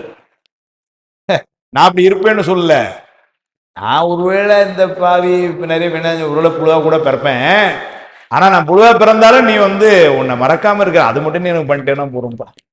புழுவாய் பிறக்கினும் புண்ணியா உன் அடியன் மனத்தே வலுவாது இருக்க வரம் தர வேண்டும் ஐயகத்தை. இல்லைங்களா? அது சுவாமி செய்வானான்னாரு, செய்வாங்கிறாரு. தொழுவார்க்கு இறங்கி அருள் வேண்டுபவர்களுக்கெல்லாம் சுவாமி அருள் செய்வான். அதனால இதையும் பண்ணுவான்னாரு. அதெல்லாம் சொல்றாரு. ஆனா இங்க என்ன சொன்னாரு? அந்த 7 பிறப்பும் அறுத்து தமக்கு 7 பிறப்பு அறுக்கும் பாதம் மீதூர. அந்த பாதத்தை, ஏன்னா பிறப்பு அறுக்கக்கூடிய பாதம் அந்த பாதம். எல்லாரும் கடைசியில போய் அடைய வேண்டியது அந்த பாதம் இல்லைங்களா? மல்லல் கரையினரை திருவடி, அதுதான் நம்ம அடைய வேண்டிய இடம். அதனுடைய வலிமை எப்படின்னாரு? 7 பிறப்பையும் இருக்கும். எல்லா பிறப்பிலிருந்தும் முற்றிலுமா நீக்கக்கூடியது. தீரா நோய் தீர்த்து அருளவல்லான் தன்னைங்கிறார். தீரா நோய்ங்கிறது பிறவி நோய். இந்த பிறவி நோயை நீக்கக்கூடியது அவனுடைய திருவடி. அதனால பத்தர் தமக்கு 7 பிறப்பருக்கும் பாதம் மீதூர பணிந்து எதிர் எழுந்து. முதல்ல பணிந்துன்னு, அதுக்கப்புறம் தான் திரும்ப எதிர் எழுந்து பித்தனான என் பிழைதனக்கிறங்கும். அங்கே ரொம்ப உரியத மாணிக்கவாசருடைய இந்த உருக்கமெல்லாம் இங்கனதான் ஆரம்பிக்குது. இவ்வளவு நேரம் சாத்திர தீட்சை நடந்துட்டு இருந்தது, கேட்டே இருந்தார். எல்லாம் சொல்லியாச்சுப்பா, இதுதான் பொருள் போ அப்படின்னு அவர் சொன்ன உடனே போக முடியல, பணிந்து. அதனால என்ன பண்ணாரு? என்னுடைய பிறப்பை எல்லாம் இருக்கும் இந்த திருவடி. அதனால அந்த திருவடியை விட்டு என்ன பண்ணார் பாருங்க, பாதம் மீதூர பணிந்து எதிர் எழுந்து பித்தனான என் பிழை பொறுத்தனக்கு இறங்கும். பித்தன், பித்தன்னா சுந்தரமூர்த்தி சுவாமிகள் கொண்ட பொருள் பித்தன் என்பது அன்பு மிகுதின்னு. இங்க பித்தன்கிறது பைத்தியம். அப்படின்னா என்ன அர்த்தம்? தப்பு செய்யறவன் ஒன்றும் தெரியாது, நான் ஒரு பைத்தியக்காரன் இப்படிலாம் பண்ண அப்படின்னு சொல்ல முடியாது. அது மாதிரி பித்தன் என்று என்னை உலகவர் புகழ்வதோ பகர்வதோ ஒரு காரணம் இது கேளியர் சொல்றாரு. அதிசயப்பத்தில் சொல்றார், பித்தன் என பித்தன் என்று எனை உலகவர் பகர்வதோர் காரணம் இது கேளியர். என்ன எல்லாரும் உலகத்துல பித்தன்னு சொல்றான். மாணிக்கவாசகர் அதுக்கு என்ன காரணம் சொல்றேன். ஒத்து சென்று தன் திருவடி கூட்டிடு உபாயம் அது அறியாமே.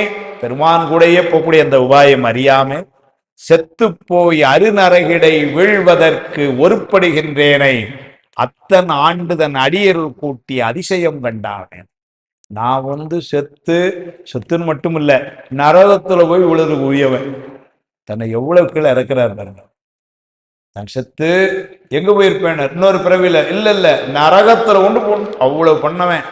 எனக்கு போய் நரகத்துல விழ வேண்டிய ஒருத்தனுக்கு கூட்டு போய் தன்னுடைய திருவடியில இடம் கொடுக்கிறான்னா எவ்வளவு பெரிய அதிசயம் அது அப்படின்ற அதிசயத்துல அங்க சொல்லுவார். பித்தன் என்று என்னை உலக பகர்வதோர் காரணம் இது கேளியர் அப்படின்னா. அதனால பித்தனான என் பிழை தனக்கு இறங்கும், அதுதான் ரொம்ப சிறப்பு. எந்தன் பித்தனான என் பிழை தனக்கு இறங்கும் பிஞகா சுவாமியர். நம்முடைய பிழைகளை எல்லாம் பொறுப்பவன் சுவாமி. அதுதான் அதை சுந்தரமூர்த்தி சுவாமிகள் அணுகிற முறையும் மாணிக்கவாசகர் அணுகிற முறையும் ரொம்ப வித்தியாசமா இருக்கு. இவர் என்ன சொல்லிட்டார், பித்தனான என் பிழை தனக்கு இறங்கும்னார். இறங்கும்னா அருள், கருணையினார். என்னுடைய பிழையெல்லாம் பொறுக்க வேண்டும், அது ஒரு கருணை. பிஞகா அப்படின்னு சொல்றார். இவருடைய அமைப்பு எல்லாமே அப்படிதான் இருக்கும், ரொம்ப இறங்கி. சுந்தரமூர்த்தி சுவாமிகள் இப்படி சொல்றாரு, பிழைகள் தீர தொழுமென். அவரும் சொல்றார் கல்குன்றத்தை பாடும் பொழுது, பிழைகள் தீர தொழுமென். ஏன்னா அவன் பிழைக்கு இறங்கும் தன்மையான பிழைகள் தீர தொழுமின் பின்சடை பிங்ககன் குலைவுள் காதன் குலகந்தான் உரையுமிடம் மலைகள் சால கலித்து நீடு உயர் வேயவை கலைகுள் முத்தம் சொரியும் தன் கழுக்குன்றமே. கழுக்குன்றத்துல சுந்தரம் சுவாமிகள் தேவார் ஒரு இடத்துல அப்படியும் சொன்னார், பிழைகளுக்கெல்லாம் இறங்குவான். இன்னொரு இடத்துல சொல்லும்போது எப்படி சொல்லிட்டாருன்னா, பிழை ஒன்று பொறுத்தால் இழி உண்டேன் குறைவிலா நிறைவே குணக்குன்றே கூத்தனே குலை காதுடையானே உனையன்றி உறவில் அடியேன் மற்றோர் பிழைவிரி பொறுத்தால் இழி உண்டேன். எப்ப என்னுடைய பிழை ஒன்ன பொறுத்தா உனக்கு என்ன குறைஞ்சு போகுதுன்னு. இது சுந்தரருடைய உரிமை. அவர் சொன்னதுனால காலத்துல முற்பட்டவரோ பிற்பட்டவரோ இவரும் சொல்றாரு. அந்த உரிமை நீங்க மாணிக்கவாசகருடைய வாக்கில உரிமை அப்படின்னு பார்க்கலாம்னு இந்த எல்லாம் பார்க்கலாம்.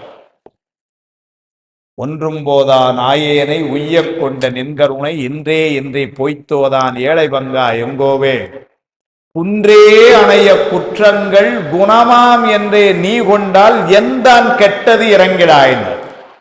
இப்ப நான் தப்பு செஞ்சேன் இல்லைன்னு சொல்லல, அதுவும் ஒன்னு ரெண்டுன்னு சொல்ல, குன்றே அணையன்னர் மலை போல குற்றம் செஞ்சேன், இப்ப நீ பொறுத்துட்டேன்னா உனக்கு என்ன குறைஞ்சு போகுதுன்னு சுவாமிகிட்ட அந்த ஒரு உரிமை. குன்றே அணைய குற்றங்கள் குணமாம் என்றே நீ கொண்டால் எந்தான் கெட்டது இறங்கிடாய். சுவாமி சிவஞான சுவாமிகள் பின்னாடி சொல்லுவோம். அந்த பிழையெல்லாம் சுவாமி நம்முடைய குணம்னு எடுத்துக்குவாங்கிறார் அவருடைய கருணை. ஏன்னா இப்ப வீட்டுல குழந்தைகள் ஏதோ தப்பு பண்ணுது, நம்ம உடனே பெரிய நீ தவறு பண்ணி விட்டாய் அப்படின்னா சொல்றான். குழந்தைங்க சார், நம்மளும் அந்த தப்ப கூட சேர்ந்து சிரிச்சு சந்தோஷமா எடுத்துக்கிறோம். நீங்க 1 லிட்டர் பால் வாங்கி வச்சுருக்கிறீங்க, உங்க பேரன் வந்தான் டமால்னு தட்டினா, அப்பதான் டிவியில ஃபுட்பால் மேட்ச் பார்த்துட்டு வந்திருக்கான், அடிச்சாம பாருங்க, நேர செம்பு வெளியே போய் விழுது, பால் வீடு ஊறான். நீங்க மிகப்பெரிய குற்றம் செய்து விட்டாய் அப்படின்னா சொல்ல போறீங்க. பக்கத்து டமாட்டை சொல்லும் பொழுது அவன் அடிச்சாம பாருங்க அப்படின்னு அது ரொம்ப சந்தோஷமா அந்த பாட்டி சொல்லிக்கிட்டு இருக்கு. அங்க 2 லிட்டர் பால் போச்சு, காப்பி கிடையாது இன்னைக்கு யாருக்கும், ஆனா எவ்வளவு சந்தோஷமா இருக்கு. ஏன்னாரு அது குழந்தை, அதை நீங்க குற்றமா பார்க்கல, அதனுடைய குணம் அப்படிதான் இருப்பான். இந்த பாட்டிக்கு இந்த அம்மாவுக்குமே அந்த பேர மேல இவ்வளவு கருணைனா நம்ம மேல அவனுக்கு எவ்வளவு கருணை இருப்பான் பாருங்க. ஏன்னா ஒரு பிறவியில வந்த அம்மாவுக்கு இவ்வளவு கருணைனா பிறவி தோறும் கருணையா இருக்கிறானு. பேரித்து நம்மை வளர்த்து எடுத்த பெய்வளை தன் பாதத்திறம்பாடி ஆடையிலோ ரெம்பாவாய் சொன்னாரே. என்னமா சொல்லிட்டு போனாரு, இருக்கட்டுமா இருக்கு. பேதித்து நம்மை வளர்த்தெடு திருவம்பா என்ன தினமும் படிக்கிறோம் காலையில இல்லைங்களா. காதார் உளையாடமே அவசரமா போயிடுவோம். ஏன்னா 20 பாட்டு படிக்க வேண்டியிருக்குல்ல. அதனால ரொம்ப ஓட்டம். கொஞ்சம் நிதானமா யோசிச்சா என்ன பேதித்துன்னா வேறுபடுத்தின்னு அர்த்தம். எப்படி வேறுபடுத்தியா? நம்மில் இருக்கின்ற ஆணவ மலத்தை தொழில்படுத்தி. சரி, அவன் அதை எப்படி தொழில்படுத்த முடியும்னாரு, திரோதான சக்தியாய் நின்று. அப்ப நம்மிலிருந்து வேறாய் நின்று தன்னை மறைத்து கொண்டு உலகத்தை காட்டி வினைகளை அனுபவிக்க செய்து. என்ன கருணை பாருங்க. முதல்ல பேதித்து நம்மை வளர்த்து உயர்த்தி, அதுக்கப்புறம் என்னன்னாரு, அந்த உலக போகங்கள் இருந்து நம்மை வெளியே எடுத்து, பேதித்து நம்மை வளர்த்து எடுத்த பெய்வளைதன் பாதத்திறம்பாடியா. அப்ப பக்குவம் வரும் வரைக்கும் மறைத்தல் சக்தி திரோதான சக்தியாகும், பக்குவம் வந்த காலத்து அருள் சக்தியாகும் என்று செய்கின்ற அவனுடைய கருணையும். அந்த கருணையைத்தான் இங்கேயும் சிவஞான சுவாமிகள் சொல்றாரு. அந்த குணம்னு சுவாமி ஏத்துக்குவான். ஏன்னா நம்ம தப்பு செய்யறோம், தப்பு செய்யறதுக்கு காரணம் வேற அடுக்குவார். என்னன்னாரு, நமக்கு இந்த சஞ்சீத கண்மம்னு என்னமோ நிறைய இருக்கு, அப்புறம் அந்த பிரார்த்த கண்மம்னு வேற வருது, இந்த ஆங்கம்னு வருது, அப்புறம் அந்த மலம் இருக்கு, அப்புறம் அந்த மாயில சுத்திக்கிட்டு இருக்கிறோம். அதனால இவ்வளவு விஷயந்து வரும்பொழுது அதுல 4 தப்பு வரத்தான் செய்யும். அது அவனுக்கு தெரியுமா? அதனால என்ன பண்ணுவாங்கன்னா, அகிலாண்டேஸ்வரியம்மா அதெல்லாம் குணம்னு, சரி இந்த குழந்தை இப்படிதான் இருக்கும் அப்படின்னு மன்னிச்சிருவான் அப்படின்ட்டு இவரே சொல்லிடுவார்.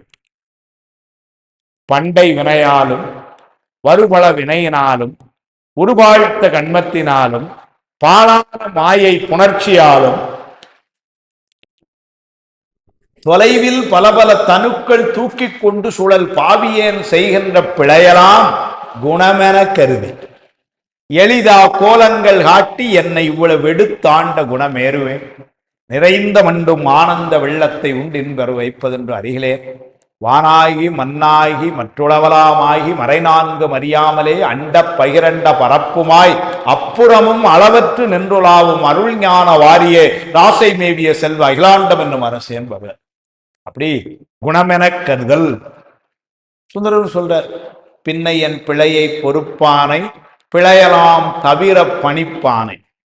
இதை விட இதெல்லாம் கூட சுந்தரர் ஒரு உரிமையிலே பிள்ளைன்னு சொன்னார். அவருடைய உரிமை எந்த அளவுக்கு இருந்ததுன்னா, இந்த பிழை பொருத்தல்லையே பாமன் சுவாமிகள் பிழை பொருக்க முறையீடுனே ஒரு நூல் செய்கிறார். சுந்தரமூர்த்தி சுவாமிகள் மாதிரி உரிமை வேற யாரும் கொண்டாட முடியல. ஆனால் அவர் எப்படி ஒரு உரிமையை கொண்டாடினார் பாருங்க. யானை தப்பு செஞ்சுட்டேன், நீ மன்னிக்கணும். சிவஞான சுவாமிகள் கூட சொல்றார், அது எங்களுடைய குணம்னு நினைச்சு நீங்க கொஞ்சம் விட்டு கொடுத்துடணும் அப்படின்னு. மாணிக்கவாசர் அதை ஒரு குணம்னு நினைச்சு விட்டு கொடுத்துட்டா உனக்கு என்னப்பா குறைஞ்சி போகுது, உன்னையவும் கேட்க போறான், நீ செய்ய வேண்டியதானே. இப்போ ஆஃபீஸில் நான் எனக்கு இருக்க ஒருத்தனுக்கு உதவி பண்ணேன்னா எனக்கு மேலதிகாரி என்ன கேட்பார், என்ன அவருக்கு மட்டும் செஞ்சீங்க அப்படின்னு கேட்பார், இல்லை என்னுடைய முதலாளி கேட்பார், அவருக்கு மட்டும் முடிஞ்சது. சுவாமிகிட்டையவும் கேட்க போறான், அதனால உனக்கு என்ன கெட்டு போச்சு. இதை இவ்வளவுக்கு தான் மாணிக்கவாசர் வந்தார் உரிமையா. சுந்தரர் சொல்றாரு, நான் இவ்வளவு நாள் தப்பு செஞ்சது நீ இவ்வளவு நாள் அதை சரின்னு இருக்க போய் தான். இப்ப தப்பு செஞ்சது யாரு காரணம்? நான் வேடிக்கையாக சொல்லுவேன், ஒரு மையம் திருப்பூர் மையம் மாதிரி இல்லை, அது திருப்பூர் ரொம்ப நல்ல மையம். எங்கள் சிவராமன் அமைப்பாளர்லாம் ரொம்ப திறம்பட நடத்துறவர். கூட கோமதி அம்மா வேறு, பிறகு கேட்கவே வேண்டாம். ஒரு மையம், அது பேர் வேண்டாம். அந்த மையத்தில் நான் வகுப்படுத்திக்கிட்டு இருந்தேன். இப்போ அங்கே போகிறதில்லை. எப்போ அமைப்பாளர் என்ன சொல்லுவார், அடுத்த வகுப்பு 10 மணிக்கு துவங்கும்பார் அப்படின்னு சொல்லி தான் சாயங்காலம் முடிப்பார். ஆனால் வகுப்பு 10:30 10:45 தான் தோணும். எல்லாரும் அப்போ தான் வருவாங்க. நான் இதுக்கப்புறம் ஒரு நாள் அமைப்பாளர் சொன்னையோ, வகுப்பு ஆரம்பிச்சு 6 மாதம் ஆச்சு, ஒரு நாள் கூட 10 மணிக்கு நம்ம தூங்குறது இல்லை, இது தப்பு, நம்ம மடத்து வகுப்பு சரியாக செய்யணும். நான் இன்னைக்கு கூட ஐயாட சொல்லிடுறேன், காலம் நேரம் தவறாம ரொம்ப முக்கியம்.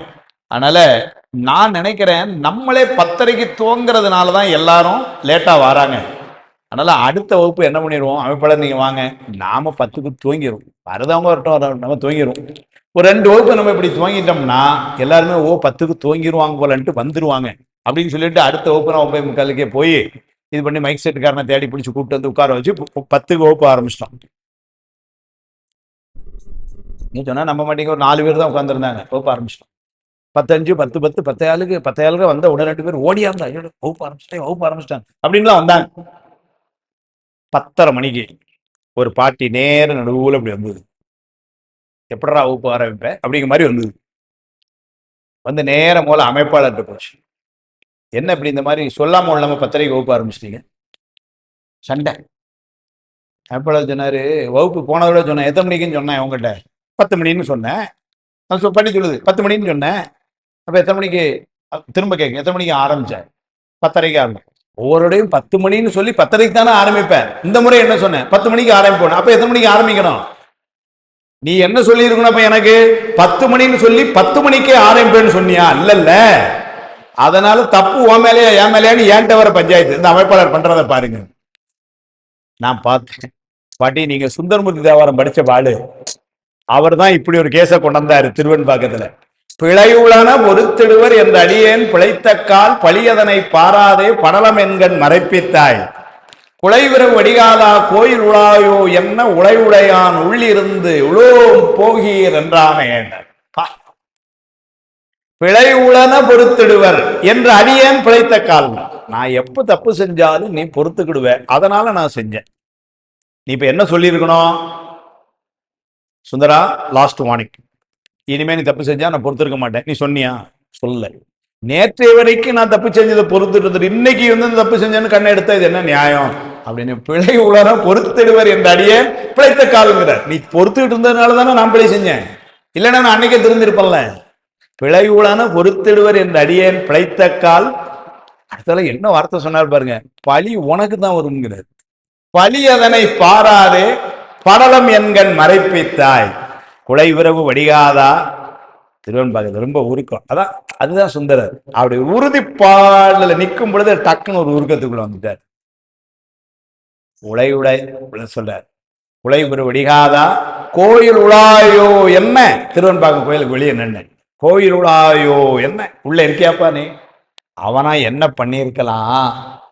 நந்தி பெருமான்ட்ட சொல்லி இப்ப சாமி பிஸியா இருக்காருன்னு சொல்லுன்னு இருக்கலாம் இல்லைங்களா? இல்ல இப்ப பார்க்க முடியாதுன்னு சொல்லியிருக்கான். பார்க்கறதா இல்லைன்னா உளோ எப்படின்னா வீட்டுக்குள்ள இருக்கீங்களா ஐயான்னு இருக்கேன்ட்டார். அப்ப இவர் பார்க்கல நினைச்சோடனே போகிட்டான். உளையுடையான் உள்ளிருந்து உளோம் போகீர் என்றானே. இந்த நகர ஒற்றுலாம் அவர் தான் பயன்படுத்தலாம். சுவாமி சொல்லிட்டானே இப்படி அப்படின்னு சொல்றாரு. வழக்கில் சொல்லுவோம்ல, சார் நான் அதை வீட்டு போனேன் அப்படியே வெளியே போன்னு சொல்லிட்டான் அப்படின்னு சொல்ற பாருங்க. அத மாதிரி சுவாமியை சொல்றாரு. உளையுடையான் உள்ளிருந்து உளோ போகீர் என்றானே. எல்லாம் வந்து சொல்றார். அங்க பிழையுளன பொறுத்திடுவர் என்ற அடியேன் பிழைத்த கால் பழி அதனை பாராதே படலம் என்கண் மறைப்பித்தாய். குலை விரவு வடிகாதா கோயில். பழி உனக்கு தாங்கிறார். என்ன ஒரு உறுதிப்பாடு. குற்றக்கொள்வீர் ஒற்றி அல்லேன் விரும்பி ஆட்பட்டேன் குற்றம் ஒன்றும் செய்ததில்லை கொத்தையாக்கினீர் எற்று கடிகள் என்கண் கொண்டீர் நீரே பழிபட்டீர். என்ன ஒரு தைரியம். மற்றை கண்டான் தாராளொழிந்தால் வாழ்ந்து. அது அவரு. அதனால பித்தனான என் பிழைதனக்கு இறங்கும். இவரு நம்மால் பாவம் ரொம்ப கிளறீங்க. பெருமானே, ஒரு நாள் நான் ஏதோ பிழையெல்லாம் செஞ்சிருக்கிறேன். இவர் என்ன பிழை செஞ்சார்? எனக்கு தெரிஞ்சு ஒரு பிழையும் செய்யல. ஆனாலும் வந்து என்ன சொல்ற, இந்த உலகத்துக்கு வந்ததே பிழை இல்லைங்களா? இந்த உலகத்துக்கு வந்ததே பிழை. ஆனாலும் அந்த உலகத்தை செய்யறதெல்லாம் பிழை, மாயை வினை. ஆனாலும் வந்து அது அப்படித்தான் இருக்கும் இல்லைங்களா? விண்ணுறு அடிக்கிய வருகிய விண்ணுறு அடிக்கிய பிறகின் வெவ்வழல் உண்ணிய புகில் அவை ஒன்றும் இல்லையாம் பன்னிய உலகினில் பயின்ற பாவத்தை நன்னி நின்று அறுப்பது நமச்சிவாய். அருமையான சித்தாந்தம். நம்ம அவசரத்தை பண்ணி எடுக்கணும் இருக்கணும் யாரையும் ஓடிடுறோம். நிக்கணும். உலகினில் பண்ணிய பாவம் உலகினில் பயின்ற பாவம் ரெண்டு. உலகினில் பயின்ற பாவம் மாயாமலம், உலகினில் பண்ணிய பாவம் கண்மமலம். இது ரெண்டுக்கும் காரணம் மூலமலம் ஆணவமலம். மூணையும் நன்னி நின்று அறுப்பது நமச்சிவாய். ஒரே வார்த்தையில் அடிச்சு போயிடு. 3 மலத்தையும் கெடுக்கிறது எதுன்னாரு? நமச்சிவாயம். பண்ணிய உலகினில் பயின்ற பாவத்தை நீங்க தர்மபுரம் சுவாமிநாதனுடைய அந்த காலத்து ஆடியோ எல்லாம் கேட்டீங்கன்னா கேட்டிருப்பீங்க கண்டிப்பா. பெரியவங்க அப்படியே போடுவார். பண்ணிய பாவத்தை பயின்ற பாவத்தை பிரிச்சு பிரிச்சு போடுவார். ஏன்னா பண்ணிய பயின்ற பாவம் இங்க வந்ததே என்ன? மாயை. பண்ணிய பாவம் எதுன்னாரு? கண்மம். இது மாயங்கன்னு கூட வந்து நான் காரணம் யாரு? ஆணவ மூலம். அதனால மூணையும் நன்னின் என்று அர்த்தம். என்புள் உருக்கி இருவினை ஈடழித்து துன்பம் களைந்து தொந்துவங்கள் தூய்மை செய்து முன்புள்ளவற்றை முழுதழிய உள் புகுந்த அன்பின் குலாத்தில்லை ஆண்டானை கொண்டன்றே. குலாப்பத்துல சொல்ற என்புள் உருக்கி இருவினையை ஈடழித்து, கண்மமலத்தை இருவினையை ஈடழித்து துன்பம் களைந்து தொந்துவங்கள் தூய்மை செய்து, மாயாமலம் துன்பம் களைந்து. இந்த உலகத்துல தொந்தவங்கள்லாம் தொடர்ச்சி, ஒரு பிறவியால இருந்து இன்னொரு பிறவி தொந்தவங்கள் தூய்மை செய்து. முன்புள்ளவற்றை, முன்புள்ள சஞ்சீத கணம்னு சில உரை எழுதினாங்க. சில பேர் இதுக்கெல்லாம் காரணமாய் முன்பே இருக்கிற ஆணவ மலம் எழுதினாங்க. முன்புள்ளவற்றை முழுதழிய, அப்போ கர்மமலம், மாயாமலம், ஆணவமலம் எல்லாத்தையும் நீக்கிறது. முன்புள்ளவற்றை முழுதழிய உள் புகுந்த அன்பின் குலாத்தில்லை ஆண்டானை கொண்டன்றே என்று மும்மலங்களையும் சுவாமி போக்குறான்னு சொல்றார். அவள பித்தனான என் பிழைதனக்கு இறங்கும் பிஞகா. பிஞகன் அப்படின்னு சொன்னா தலைக்கோலம் உடையவன் பொருள். மயில் பீலியினாலே தன்னுடைய தலைக்கோலம் சிறப்பாக உடையவன் என்பதுதான் தொன்மையான நூல்கள் எழுதப்பட்ட உரை. அதனால பிஞகா, பிஞகன் சொல்லு நமக்கு தெரியும். பிறப்பருக்கும் பிஞகன் தன் பெய்களல்கள் வெல்க, இல்லைங்களா? பிஞகன்கிற சொல்லு நமக்கு அங்க அறவையன் மனமே கோயிலா கொண்டாண்டு அளவிலா ஆனந்தம் அருளி பிறவி வேறறுத்தன் குடிமுழுதாண்ட பிஞகா பெரிய எம் பொருளே, இல்லையா? பிடித்த பத்துல பிஞகன். அதனால பித்தனான என் பிழைதனக்கு இறங்கும் பிஞகா மிக பேதமை உடையனர். பேதமைனா அறிவின்மைன்னு உரை எழுதினார். பேதமை அப்படின்னா அறியாமை. ஏன் அறியாமைனாரு? அறியாமை காரணம் யாருன்னாரு? ஆணவமலம். உண்மை விளக்க ஆசிரியர் சொல்வார், ஆணவமலத்தை பற்றி சொல்றதுக்கு ஒரே வார்த்தையில தான் சொன்னார், அறியாமை ஆணவம். இவ்வளவுதான் சொன்னார். பாட்டுல மனவாசங்கடந்தார் கேட்கிறார், இந்த ஆணவமலங்கிறாங்களா, அதை பத்தி சொல்லுங்க. ஆறாறு தத்துவம் ஏது, ஆணவம் ஏது, அன்றேதான் மாறா வினை ஏது, எல்லாம் சொல்லுங்க எனக்கு. தத்துவத்தை பத்தி 18 பாட்டு பேசுறார். மாணவ மலத்துக்கு வந்தது ஒரே ஒரு பாட்டு கூட இல்ல, ஒரு பாட்டுல ஒரு வார்த்தை என்ன சொன்னார் பாருங்க, அறியாமை ஆணவம். முடிஞ்சது. நீ ஆன குறியா நீ சுகதுக்கம் குறியா வினை என்றுகொள். கண்மத்துக்கு சுகதுக்கம் அனுபவிக்காதான் கண்மம். அப்ப அறியாமை ஆணவம் ஒரே வார்த்தை. சித்தியார்ல விரிக்கிறார் ஆணவத்தை. ஏன்னா இவர் நுட்பமா சொல்றதுனால, இவர் ஏன் அப்படி நுட்பமா சொல்றாரு, ஆனந்தராஜன் சொல்வாரு, அவங்க ஆசிரியர் அப்படிம்பார். ஏன்னா மெய்கண்டாருக்கு ஆணவம் என்ன பதில் சொன்னார்? ஒரு வார்த்தை கூட சொல்லல, ஒரு பார்வை பார்த்தார், அவ்வளவுதான், ஆணவம் டன். ஆனாலும் அவர் மாணவர் எப்படி இருப்பாருன்னாரு, ரொம்ப வளவளன்னு பேசல, அறியாமை ஆணவம். அவர் ஒன்றதாய் அநேக சக்தி உடையதாய் ஆதி என்றதாய் உடனாய் ஆன்மாவின் அறிவுடன் தொழிலையார் நின்று பொத்துருத்து வைத்து நிகழ்த்தி செம்பினில் கிளம்பி என்று எங்கும் அஞ்ஞானம் காட்டி நிற்கும் ஆணவமையந்தன் என்றே சித்தியார் விரிக்கிறார் அப்படி ஆணவத்தை. இவர் ஒரே வார்த்தையில சொல்லுவார். அதனால மிக பேதமை உடையேன் அப்படின்னா என்ன அர்த்தம் அப்படின்னா, ஆணவ மலம் என்ற அறியாமை. பேதமை உடையேன் முத்தனாக மெய்காட்டினை ஞானசம்பந்தர் பெருவாக்கு. பேதமை உடையேன் என்னை முத்தனாக மெய்காட்டினை வில சொல்வார். அதனால பேதமைங்கிறது அந்த இடத்துல அறியாமைன்னு தான் பொருள். அப்போ பிஞகா மிக பேதமை உடையேன் முத்தனாக மெய்காட்டினை. அதனால அப்படி இருந்த என்னை அறியாமையில் ஆணவ மலத்திலே கட்டுண்டு அறியாமல் கிடந்த என்னை என்ன நிலைக்கு ஆக்கணும்னா, அந்த அறியாமையிலிருந்து கொஞ்சம் விலக்கி அல்லது இந்த சகல நிலைக்கு கொண்டு வந்து கொஞ்சம் எல்லாம் தெரிய வச்சு அப்படிலாம் சொல்ல, நேர கொண்டு வர முத்தனாக, சீவன் முத்தனாக என்னை முத்தனாக மெய்காட்டினை. மெய்னா உண்மை. இந்த இடத்துல மெய்னா உண்மை. என்ன உண்மை? நாம் நம்முடைய சிறப்பு இயல்பு சுவாமி கூட இருக்க வேண்டியதுதான். ஆணவ மலத்தோடும் உலகத்தோடும் இருப்பது என்பது செயற்கை. நமக்கு நாம இருக்க வேண்டிய உண்மை இயல்பு எதுன்னா பெருமானோடு இருக்க வேண்டியது. அது தெரியாம இந்த வருதலா இது உள்ள நம்ம இருக்கோம்னா அது நம்மளுடைய செயற்கை. அதனால அந்த உண்மையை பேதமை உடையேன் முத்தனாக மெய்காட்டினை எனவே மொழிந்து அதை சொல்றார்.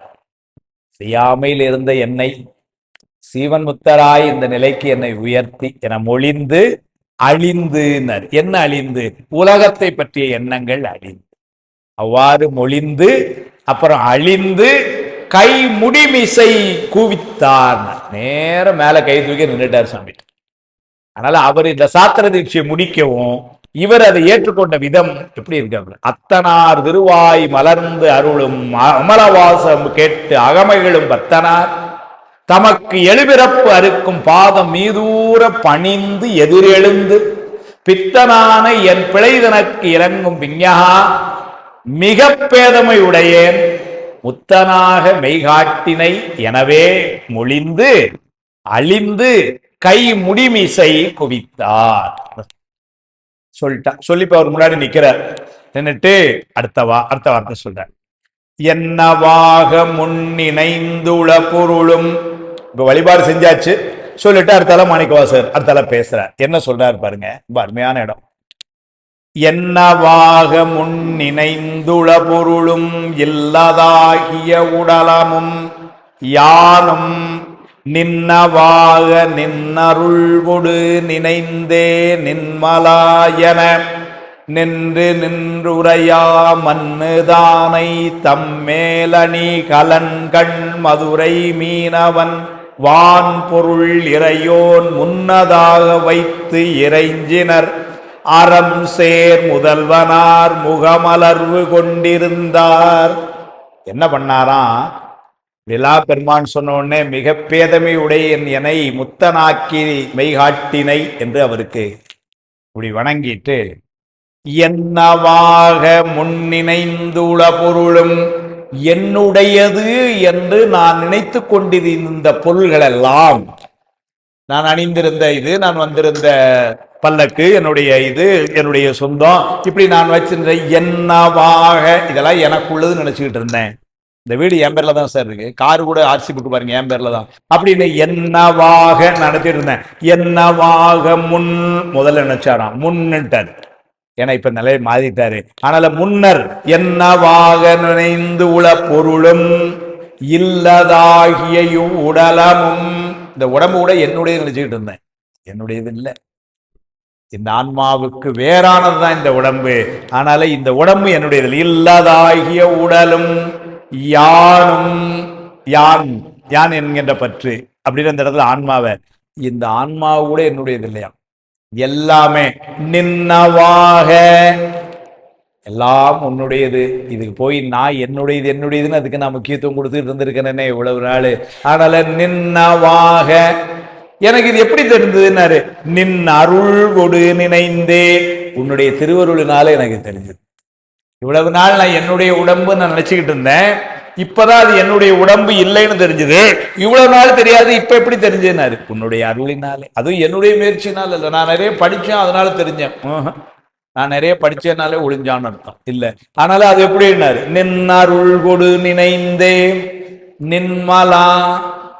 நின்மலன் சுவாமி குற்றங்கள் அணுக முடியாதவனவன், மலம் அணுக முடியாத பெருமை. நின்மலா என நின்று நின்று உரையாம். அப்படி நின்று அவர் முன்னாடி அதையே சொல்லிட்டு இருந்தாராம், இதெல்லாம் என்னுடையது இல்லை, என்னுடையதான் நினைச்சிட்டு இருந்தேன். இதெல்லாம் வீடியோல காட்டணும். மாணிக்கவாசகர் சுவாமி முன்னாடி நிற்கிறார். நின்றுட்டு என்ன சொல்றாருன்னா, நான் என்னுடையதாக நினைத்து கொண்டிருந்த இந்த பொருள், இந்த உடம்பு, யான் என்கின்ற இந்த ஆன்மா, இது எல்லாம் உன்னுடையது என்பது உன்னுடைய திருவருளால இப்பதான் எனக்கு தெரியுதுன்னு சொல்லி நின்று நின்று உரையாங்கிறார். திரும்ப திரும்ப அதே சொல்லிட்டு இருக்காரு, இது என்னுடையது இல்லை, இது என்னுடையது இல்லை அப்படின்னு சுவாமிகிட்ட. நின்று நின்று உரையா மண்ணு தானை தம்மேல் அணிகலன். தானைனா மன்னர்லாம் கொடுத்த அந்த பெட்டு பீதாம்பரம் முத்து மாலை அந்த மாதிரி இதெல்லாம். மண்ணு தானை தம்மேல் அணிகலன், தம்மேல போட்டிருந்த.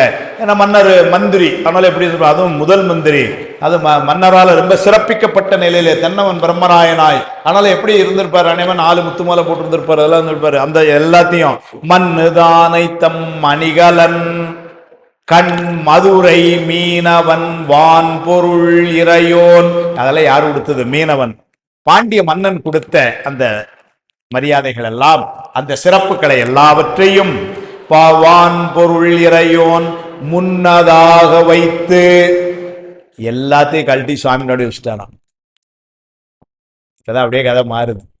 இவ்வளவு நேரம் மந்திரியா இருந்தார், உபதேசம் வாங்கியாச்சு. உபதேசம் நீங்க பல பேர் பார்த்துருப்பீங்க. திரு உத்தரகோசமங்கை கோயில்ல போனீங்கன்னா அங்க மந்திரி கோலத்திலையும் ஒரு விக்கிரகம் இருக்கும், சிலை. மந்திரியை விட்டு மாறி பாதரோழி அடியல் ஆனதுக்கு அப்புறம் ஒரு சிலை இருக்கும். ஒருவேளை இதுவரை பார்க்காதவங்க இந்த இடத்துல போனீங்கன்னா பாருங்க, உத்தரகோசமங்கையில 2 சிலை இருக்கும். திருப்பரங்குல இருக்கு, உத்தரகோசமங்கையிலே இருக்கு. உத்தரகோசமங்கையிலே இருக்கு, 2ம் இருக்கு. ஒண்ணு மந்திரி கோலத்துல, இன்னொன்னு மந்திரி கோலத்துல இருக்கும்போது அந்த பீடம் அது இது இதெல்லாம், இன்னொன்னு ஒரு கோபீனமோ இதுவும் கட்டி, இப்படி 2ம் வந்து அங்க இருக்கும். அதுதான் சொல்றாரு, மதுரை மீனவன் வான்பொருள் இறையோன் முன்னதாக வைத்து இறைஞ்சி, எல்லாத்தையும் கழட்டி சுவாமி முன்னாடி வச்சு வழிபாடு செஞ்சுட்டாராம். வச்சு இறைஞ்சி இறைஞ்சினர் அறம் சேர் முதல்வனார். இவர் இறைஞ்சினர் வழிபாடு செய்தார். சுவாமி அறம் சேர் முதல்வனார். சுவாமி என்ன பண்ணாருன்னாரு, சரி இதெல்லாம் எடுத்து பேக் பண்ண சொல்ல, இல்ல எல்லாம் நீயே வச்சுக்கோ சொல்ல, என்ன பண்ணாருன்னாரு சுவாமி பாருங்க, அறம் சேர் முதல்வனார் முகமலர்வு கொண்டிருந்தார். அவ்வளவுதான். சுவாமி ஒண்ணு செய்யல அந்த இடத்துல. இவருடைய இந்த பக்குவத்தை பார்த்து ஒரு சின்ன புன்சிரிப்பு, அவ்வளவுதான். முகமலர்வு கொண்டு இருந்தார் அப்படின்னு வந்து இப்ப இந்த நிலைமையில எல்லாத்தையும் கீழே கொடுத்துட்டார். பெருந்துரை உறைவார் அன்பு பெரும் திருவடி அடியராகி இருந்தவர் தம்மின் மேன்மை எய்தினர் முகத்தை நோக்கி திருந்திய பொருள் இதெல்லாம். சுவாமி சொல்றார், முதல்ல முகமலர்வு கொண்டிருந்தார், மாணிக்கவாசகர் அப்படியே நிற்கிறார். இப்ப அடுத்து ஏதாவது நடக்கணும். சுவாமி என்ன பண்றார், பெருந்துரை உறைவார். சுவாமி பெருந்துறையில வந்து இருப்பவர். அன்பு பெரும் திருவடியராகி இருந்தவர் தம்மில் மேன்மை எய்தினர். அங்க இருக்கக்கூடிய அடியார் திருக்கூட்டத்துல ரொம்ப மேன்மையா இருக்கிற ஒருத்தரை பார்த்து, அன்பு பெரும் திருவடியராகி இருந்தவர் தம்மில் மேன்மை எய்தினர். அப்படி இருக்கக்கூடிய அடியார் கூட்டத்துல ரொம்ப உயர்ந்த ஒருத்தரை பார்த்து சுவாமி சொல்றார், மெய்தினர் முகத்தை நோக்கி. அவரை பார்த்து சுவாமி சொல்றார், திருந்திய பொருள் இதெல்லாம். இந்த பொருள் எல்லாத்தையும் எடுத்து என்ன செய்யணும், திருப்பணிக்கு அழியும். சுவாமி சொல்றார், இது எல்லாத்தையும் எடுத்து திருப்பணிக்கு கொடு. ஒண்ணு. 2வது, மேலாம் அருந்தவத்தவர்க்கு உதவும்.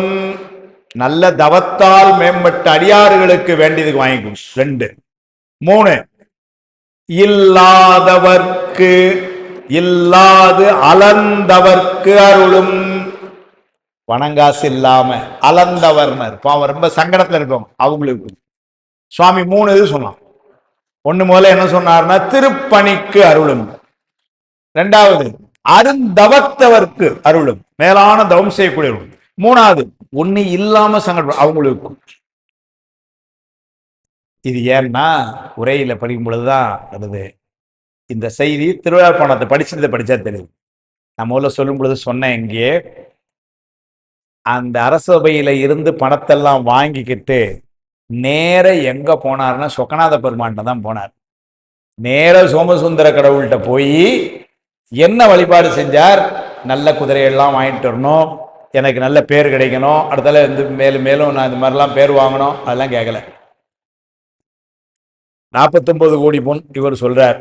அதை வாங்கிட்டு என்ன சொல்றாரா சுவாமி, என்ன கேட்டாராம் மாணிக்க வாசகர், இந்த பொருளெல்லாம் நினக்கும் சுவாமிக்கும் ஐம்பொறிகளை அடக்கிய நின்னுடைய அடியார்க்கும் ஆகும் என.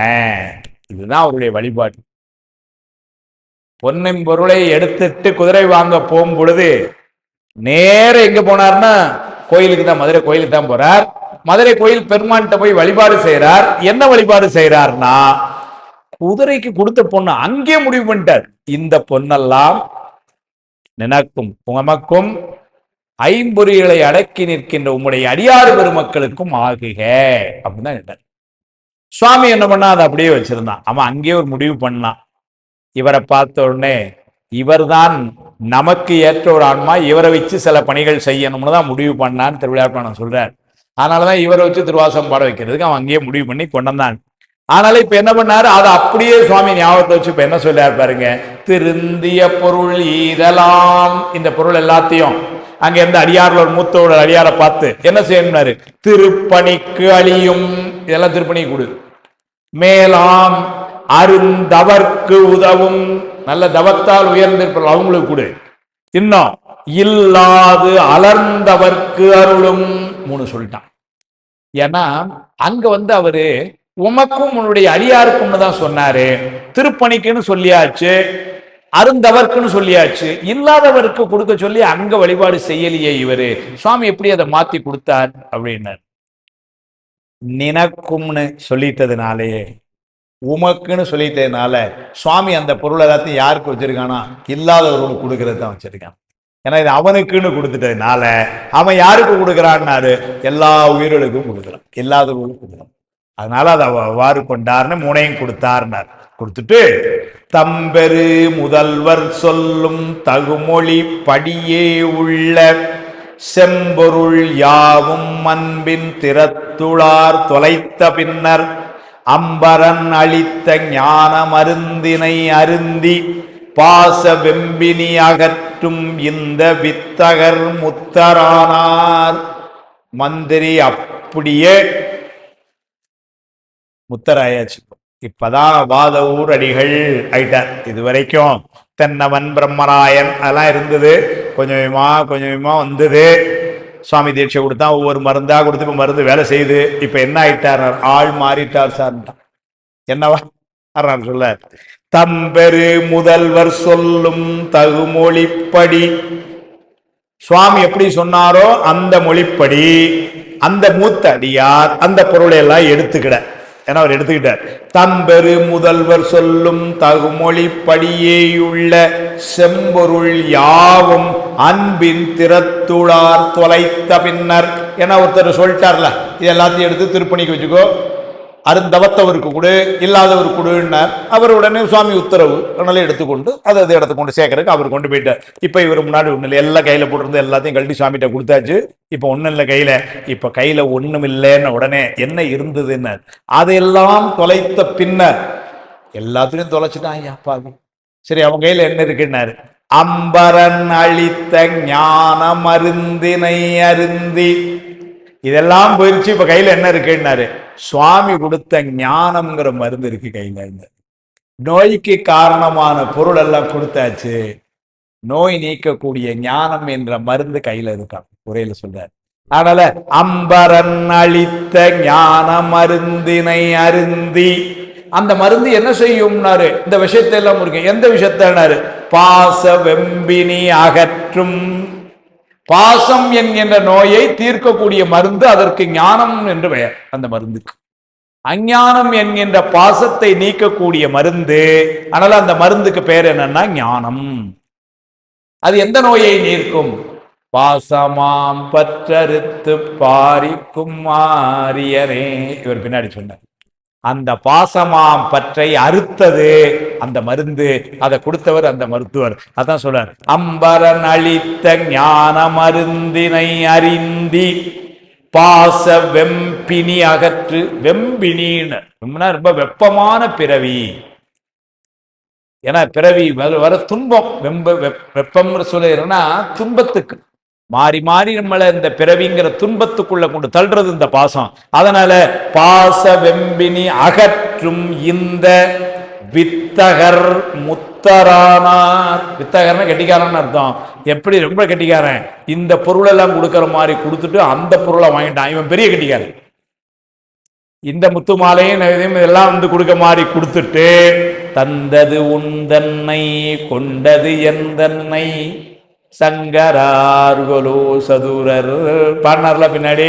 அது மாதிரி அதுக்கு சான்றிங்க கொடுக்க வேண்டிய இதெல்லாம் அந்த முத்து மாலை அது இது அதெல்லாம் ஒரு பெரிய பொருள் இல்லை, அது எல்லாத்தையும் கொடுத்துட்டு எதை வாங்கினார்னாரு, வெம்பினி அகற்றும் வெம்பினி தரும் பாசம் என்ற நோயை நீக்குகின்ற ஞானம் என்ற மருந்தை வாங்கிட்டார். இதுக்கு பதிலாக பண்டமாக்கி அதை. அதனால இவர் பெரிய வித்தகர், பெரிய கட்டிக்காரன். இதை கொடுக்க மாதிரி கொடுத்து அதான் வாங்கிட்டான் வித்தகர். இப்ப என்ன ஆனார்னாரு, முத்தரானார். இது நாள் வரைக்கு பெத்த நிலையிலே இருந்தார், இப்பொழுது முத்து இன்பத்தை பெறுகிறார். அதனால முத்தரானார் என்றார். பெரிய சொல், முத்தரானார் ஆயிட்டு. இப்ப எப்படி இருக்கார், அருமையான இடம். திருத்திகள் கவிகை கேளும் சிறந்த பொற்சிவிகை மேலும் வரத்திரு மேவுதானை மன்னவன் என்ன வந்தார் உருத்தெரியாத நீரும் கோவண உடையும் குஞ்சி விரித்துள சிரமும் தூணீர் மிக பொலி விழியுமானார். என்னமா சொல்றார் பாருங்க. திருத்திகள் கவிகைகளும் சிறந்த பொற்சிவிகை மேலும். ஏன்னா வரும் பொழுது திருப்பரந்துரைக்கு வரும் பொழுது ஆள் எப்படி இருந்தார்னாரு, அருமையா முத்து சிவிகை அது மாதிரி இது ஒரு சிவிகையில அப்படி வந்து இறங்கவும், என்னம்மா மந்திரில அப்படி வந்து வர திரு மேவுதானை அவர் மேல இருந்த அந்த அணிகலன்கள் அவர் போட்டிருந்த அந்த தங்கம் அந்த வைரங்கள்லாம் அங்க வரும் பொழுதே ஜொலிக்கும். அப்படி ஒரு இதுல எப்படி வந்தார்னாரு, மன்னவன் என்ன வந்தார்னாரு. பார்த்தா பாண்டிய நாட்டு மன்னன் வாரமா இருந்தா இவர் வருது. அப்படி வந்தவரு இப்ப எப்படி இருக்காருனாரு, ஒரு தெரியாத நீரும் கோவன உடையும் அதெல்லாம் போயிடுச்சு. அந்த உருவமெல்லாம் எதுவுமே தெரியலையா. அவருக்கு இருந்த ஒரு கிரீடம் தான், அவருக்கு உள்ள இந்த மாலைகள் தான், அவருடைய கையில இதுதான், அடே அப்பா ரோலக்ஸ் வாட்ச் தான் கையில, அதுதான் இதுதான், ஒண்ணும் இல்லை, எல்லாம் போச்சு. கொடுத்துட்டு இப்ப எப்படி இருக்காரு, ஒரு தெரியா நல்லா பாடுறா மந்திரி தானடமே ஒரு 2 பேர் பேசியிருப்பான். ஏன்னா ஒண்ணுமே தெரியல. இது யாருடா புதுசா இருக்கிறான், நல்ல பாரு அந்த தென்னோன் பிரம்மரன் அவன் மாதிரியே இல்லை, அவன் இருக்காது இவன் வேற அப்படி 4 பேர் பேசியிருப்பாங்க. ஒரு தெரியா பார்த்தா தானே தெரியும், ஒண்ணுமே தெரியல.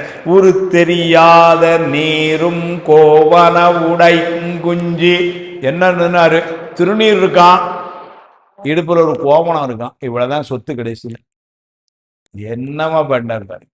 ஒரு தெரியாத நீரும் கோவண உடையும் குஞ்சி அதை மட்டும் இது கொண்டு விரித்துள சிரமும், விரித்துள சிரம்னா தலைய அப்படின்னா முடி. அப்படி மன்னவரா மந்திரியா இருக்கும்போது அப்படி அவருடைய ஹேர் ஸ்டைலேஷுமே அப்படிங்கிற மாதிரி இருந்தவர் இப்ப எப்படி இருக்காருனாரு, விரித்துள அதுதான் பரட்ட மாதிரி இருக்கு, அப்படியே ஒரு இதா இருக்கிற பரதேசமா இருக்கிற. அதனால விரித்துள சிரமும் நீர் மிக பொலி விழியும், கண்ணெல்லாம் வந்து அப்படியே கலங்கி அப்படி இருக்குதான். ஏன்னா சுவாமியை பார்த்து கூட இருக்கிறனால இந்த உலகம் எல்லாம் வேண்டான்னு. அப்ப எப்படி இருக்கிறாரு, தூணீர் மிக பொலி விழியும், கண்ணெல்லாம் கண்ணீர். ஆனால் ஆள் எப்படின்னாரு, முதல்ல வெளி உலகத்துக்கு வெளியே அழக சொல்லும் பொழுது திருநீர் அணிந்திருந்தார், கோவணம் உடுத்தி இருந்தார். சரி அப்புறம் அப்படின்னாரு, முடியெல்லாம் கலைஞ்சு எப்படியோ இருந்தார், கண்ணெல்லாம் அப்படியே கலங்கி கண்ணீரா இருக்கிறார். எப்படி மன்னன் என வந்தவர் முந்தா நாள் காலையில் அப்படி இருந்தார் சார், இன்னைக்கு காலையில இப்படி முந்தா நாள் கூட நான் பார்த்தேன் சார் இந்த இடத்துல அப்படின்னு சொல்றவங்க எல்லாம் அசந்து போற மாதிரி. ஒரு தெரியாத நீரும் கோவன உடையும் குஞ்சி விரித்துள சிரமும் தூணீர் மிக பொலி விழியுமானார். அப்படி ஆயிட்டார். சரி அப்படி ஆனார். கடவுள் மாமனியர் பாயிட்டே இருக்கார். இப்படி ஆயிட்டார் சார். எப்படி வந்தவர், 49 கோடி பொண்ணு இல்லைங்களா, அதை வந்து மன்னன் நம்பி கொடுத்தான்னு அதை கொண்டுட்டு வந்தவர். அப்படின்னா வந்தவர் எப்படி வந்திருப்பார், இப்ப எப்படி இருக்கார் சார், அவர்கிட்ட என்ன சார் இருக்குன்னாரு. சார் 49 கோடியில் ஏதோ ஒரு 10 பொண்ணாவது மிச்சம் வச்சிருக்காருனாரு. ஒன்றும் இல்லை, என்ன வச்சிருக்காருனாரு, திருநீர் பூசி இருக்காரு, கோவணம். சரி ஆள் எப்படி இருக்காருன்னாரு, தலையெல்லாம் பரட்டையா கண்ணெல்லாம் கலங்கி போய் அப்படி இருக்கிறார். நம்ம மந்திரிகா சார் இந்த நிலைமை சொல்லிட்டு அன்புடன் நோக்கி, அருமையா ஒரு பாட்டு சொல்றார். அன்புடன் நோக்கி நிற்பர் அழுவர் கைதொழுவர் வீழ்வர் இன்புற எழுவர் பின்பால் ஏகுவர் இறங்கி மீழ்வர் நண்பகல் கங்குல்கானார் ஞான நல் வடிவே கொண்டு கொன்புனை பித்தர் பாலர் பிசாசர்தம் கொள்கையானார். அவர் எப்படி இருந்தார், அன்புடன் நோக்கி பெருமான பார்த்து. ஏன்னா குருநாதன் சுவாமி அங்கேதான் உட்கார்ந்துருக்கார். அவரை பார்த்து அன்புடன் நோக்கி அழுவருங்கிறார். அன்புடன் நோக்கி நிற்பர், நின்றுட்டே என்ன பண்ணுவார்னாரு, வெளியே தள்ளின்னு பாக்குறாங்க. அந்த ஆள் பாருங்க சார், அவரே பார்த்துட்டு இருக்கிறார், அழுதுகிட்டே இருக்கிறார், எப்போ பார்த்தாலும் அழுதுகிட்டே இருக்கிறார். அழுதடி அடைந்த அன்பன் அடியவர்க்கு அடிமை செய். அப்படிதானே சொன்னார் இல்லைங்களா?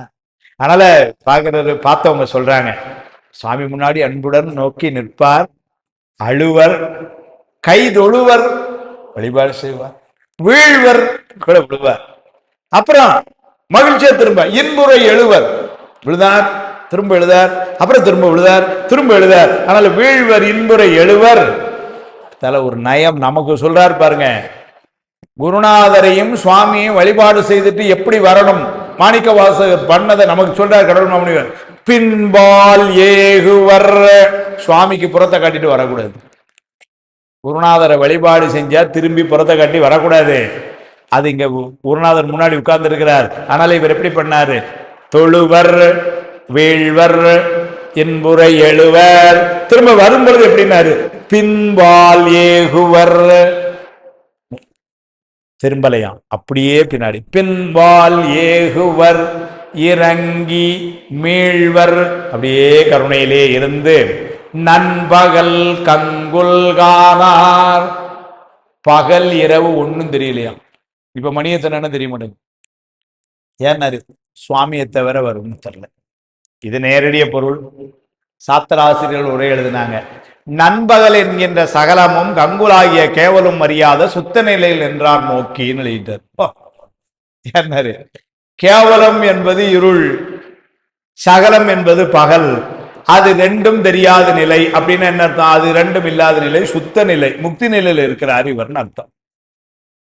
ராமன் சாமி சொல்லுவார், பகல் இரவு அணவிடா நிலையில்.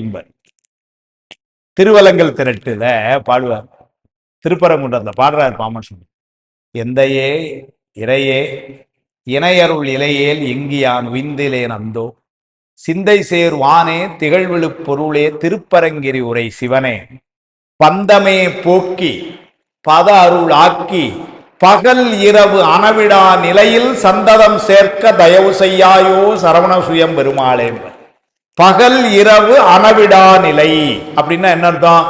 பகல் என்பது சகலம், இரவு என்பது கேவலம், இதை ரெண்டும் இல்லாத நிலைனா சுத்த நிலை. அப்படின்னா முக்தி இன்பத்தை இல்லை நான் சேர்றதுக்கு சீக்கிரம் சேர்றதுக்கு எனக்கு அருள் புரிய மாட்டியா அப்படின்னு திருப்பரங்குன்றம் பெருமான்ட்டு பேசுறேன். பகல் இரவு அணவிடா நிலையில் சந்ததம் சேர்க்க தயவு செய்யாயோ சரவண சுயம் பெருமாளேன் வருவார். அது அங்க அப்ப நண்பகல் கங்குல்கானார், அவருக்கு அதெல்லாம் ஒன்றும் தெரியல. பகல் இரவு அதெல்லாம் ஒண்ணுமே தெரியல. ஏன்னா ஞானத்திலே உயர்ந்து நிற்கிறதுனால. ஏன்னா காணார் ஞான நல்வடிவே உண்டு.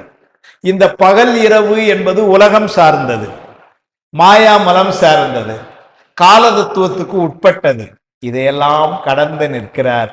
அதனால அவருக்கு பகல் என்ன இரவு என்ன, எங்க இருக்கிறோம் என்ன எதுவுமே தெரியல. ஓங்கு உணர்வின் உள்ளடங்கி உள்ளத்துள் இன்புடுங்க தூங்குவர் மற்ற ஏதுண்டு சொல்றார். ஞானிகளுடைய உயர்ந்த சீவன்முத்தருடைய நிலை எப்படி இருக்கும்? திருவற்பன் ஆசிரியர் சொல்றேன். ஏன்னா இதுல யாராவது சிவன்முத்தரா இருந்தால் நாங்க எப்படி கண்டுக்கிறது? எங்களுக்கு எப்படி தெரியும்? இவங்க 50 பேர் இருக்காங்க, அதில் ஒரு 5 சிவன்முத்தர் தான், நாங்களே எல்லாரும் மாதிரி எல்லாரையும் பிரசாதம் சாப்பிட்டு போங்கன்னு சொன்னா தப்பாயிரும். ஆனால் அவர் எப்படி எங்களுக்கு தெரியும் அவரே என்னாள்? அப்படியாடா அங்க வா சொல்றேன். சிவன்முத்தர் எப்படி இருப்பார் நான் சொல்றேன், உனக்கு தெரிஞ்சுக்கோ. அவங்க எப்படி இருப்பாங்க? ஓங்கு உணர்வின், ஓங்குனா உயர்ந்த உணர்வு. எது? சுவாமியை பற்றிய உணர்வு. இப்போ நமக்கு உணர்வு எப்படி இருக்குன்னா, எனக்கு உணர்வு எப்படின்னா 7:45 ட்ரெயினை பிடிக்கணும். பெண்களுக்கு உணர்வு இருக்குன்னா வீட்டு போய் தோசை விட்டு கொடுக்கணும் ராத்திரி. இப்படி நமக்கு உணர்வு எப்ப முடிப்பான்? போய்கிட்டே இருக்கானே. இப்படி ஆளுக்கு ஒரு உணர்வு ஓடிட்டு இருக்கும். ஞானிகளுக்கு உணர்வு எப்படி இருக்கும்னாரு, ஓங்கு உணர்வின் அப்படின்னா ஓங்கியனா உயர்ந்த பொருள் சுவாமி மேல. ஓங்கு உணர்வின் உள்ளடங்கி, அதுக்குள்ளேயே அடங்கி, அந்த உணர்வுக்குள்ளேயே, வேற எதுவுமே தெரியாது. ஓங்கு உணர்வின் உள்ளடங்கி உள்ளத்துள் இன்போடுங்க. அதனால எப்படி இருப்பாங்கன்னாரு, உள்ளத்துல எப்பவும் மகிழ்ச்சி. ஏன்னாரு, இந்த உயிரானது சார்ந்ததன் வண்ணமாம் தன்மை உடையது. அப்போ இன்பமே வடிவான பொருளாகிய இறைவனை சார்ந்து நிற்கிற உயிர் எப்படி இருக்கும்? அதுவும் இன்பமே வடிவமா இருக்கும். நான் வேடிக்கையா சொல்றது உண்டு, வேடிக்கையில் அது உண்மையும் கூட. அடியார்கள்லாம் எப்படி இருக்கணும், எப்படி இருப்பார்கள் என்று கேட்டால் ரொம்ப மகிழ்ச்சியாக இருப்பார்கள். அடியார்கள் இன்பமாக இருப்பார்கள். இது சாத்திரம் சொல்லுது. எங்க சார் நீங்க தான் அப்படி சொல்லுதீங்க, ஏகப்பட்ட பஞ்சாயத்து ஓடிட்டு இருக்கீங்க அப்படின்னா நீங்க அடியார் இல்லைன்னு அர்த்தம். தப்பா நினைக்கக்கூடாது. ஏன் சொல்றேன்னு பாருங்க, ஏன் சொல்றேன்னு சொல்லுங்க. அடியார்னா யாரு? முதல்ல அடியார்னா யாரு? சுவாமியவே வழிபாடு செய்து சுவாமியை சார்ந்து நிற்பவர்கள் அடியார். அதுதானே அடியாருக்கு இலக்கணம். இந்த உயிரினுடைய இலக்கணம் நம்ம என்ன சொன்னோம்? சார்ந்ததன் வண்ணமாம் தன்மை. அப்போ சுவாமியவே சார்ந்து இருக்கிற உயிர்களுக்கு என்ன குணம் வரும்? சுவாமியினுடைய குணம் தான் வரும். சுவாமியினுடைய குணம் 8ல் 1 என்னன்னா இன்பமே வடிவாய் இருத்தல். அப்ப நம்ம சுவாமியை சார்ந்து இருந்தா நமக்கு என்ன குணம் வரும்? இன்பமே வடிவாய் இருக்கிற குணம் வரும். இப்ப சொல்லுங்க, அடியார்கள்லாம் எப்படி இருக்கணும்? அப்ப ஒருவேளை நான் இன்பமாய் இல்லைன்னு சொன்னா என்ன அர்த்தம்? நான் அதோட நிறுத்திக்கிறேன், நான் அதுக்கு மேல கேட்கல. நான் இன்பமா இல்லைன்னு சொன்னா நாமளா உளருதோம்னு அர்த்தம். நான் அடியார் இல்லைன்னு. ஏன் அப்படி உளரணும் பிறர் முன்னாடி? இன்னொரு பெரிய முக்கியமான செய்தி சொல்றேன், வெளியாட்டின்னு சொல்லிடாதீங்க. இது கூட நீங்க சொன்னா பரவாயில்ல. அடுத்தால் நான் சொல்றது இன்னைக்கு வந்து 65 பேருக்கு மட்டும்தான். பிறருக்கு சொல்ல மாட்டீங்கன்னு உறுதி கொடுத்தீங்கன்னா சொல்றேன். சொல்ல மாட்டீங்களா? சுவாமியை வழிபாடு செய்யற அடியார்கள் என்றும் இளமையாக இருப்பார்கள். இது இவ்வளவு நாள் தெரியாம போச்சு சார். இது ஏன்னாரு சுவாமி எப்படி இருக்கான்னாரு, 16 வயது பாலகனத்தான் இருக்கிறான். நித்த மணாளன் நிரம்ப அழகியன் சித்த திருப்பரால் அன்னை என்னும் சித்தத்திருப்பவர் தென்னன் பெருந்துரை அத்தரானந்தர் நித்த மணாளன் இருக்கு. திருவிழாப்பாடத்தில் சொல்றார், சனகாதி முனிவர்கள் 4 சுவாமி உபதேசம் செய்யறான். ரைட்டுங்களா? உபதேசம் வாங்குற நாளும் நீங்க அந்த படத்தை நல்லா பாருங்க. இங்க இல்ல, எங்கேயாவது அந்த படம் இருந்தா பாரு, சனகாதி முனிவர்களுக்கு இருக்கா பாருங்க. உபதேசம் வாங்குற நாளும் வெள்ளத்தாடி சிக்கல் எடுத்துட்டு உட்கார்ந்துருக்கும். சுவாமி எப்படி இருப்பான்னு இளைஞனா இருப்பான். ஏன்னாரு அது சொல்ற திருவிழாப்பானத்துல, சனகாதி முனிவர்களுக்கு உபதேசம் செய்யும் பொழுதும் சுவாமி எப்படி இருந்தான்னா 16 வயது பாலகனா இருந்தா உபதேசம் செய்யறான். கேள்வி கேட்டுக்கிட்டு இருந்ததுதான் எல்லாம் வயசானது. ஆனா சுவாமி எப்படி இருப்பான்னாரு, இளைஞனா எப்பவுமே. அதனாலதான் மாணிக்கவாசகர் அவனை ஒரு வார்த்தை போட்டாரு, குலகன் வேறு. அழகன் வேறு, குலகன் வேறு. சுந்தரமூர்த்தி சுவாமிகள் அழகன்னாரு. அழகன் அழகா இல்லைங்களா? மழுவாள் வளனேந்தி மறையோதி மங்கை பங்கா தொழுவார் அவர் துயராயின தீர்த்தல் உணதொழிலே செழுவார் பெண்ணை தென்பால் வெண்ணை நல்லூர் அருள்துறையில் அழகா உனக்கு ஆளாயினி அல்லேன் எல்லாமே தானே நம்ம படிக்கிறோம். அங்க அழகன்னாரு. மாணிக்கவாசகர் குலகன் ஒரு அர்த்தம் போட்டார். குலகன்னா இளமை பொருந்தியவன் அர்த்தம். இளைஞனுக்கு தான் குலகன். 60 வயசுலையும் வந்து ஒருத்தர் இருக்கலாம், அது அழகன் மட்டும் சொல்லிக்கலாம். ஆனா குலகன்னு சொல்ல முடியாது. ஒரு 25 வயசுல தான் குலகன். 60 வயசுல போய் குலகன்னு சொல்ல முடியாது. சுவாமியான உலகம்.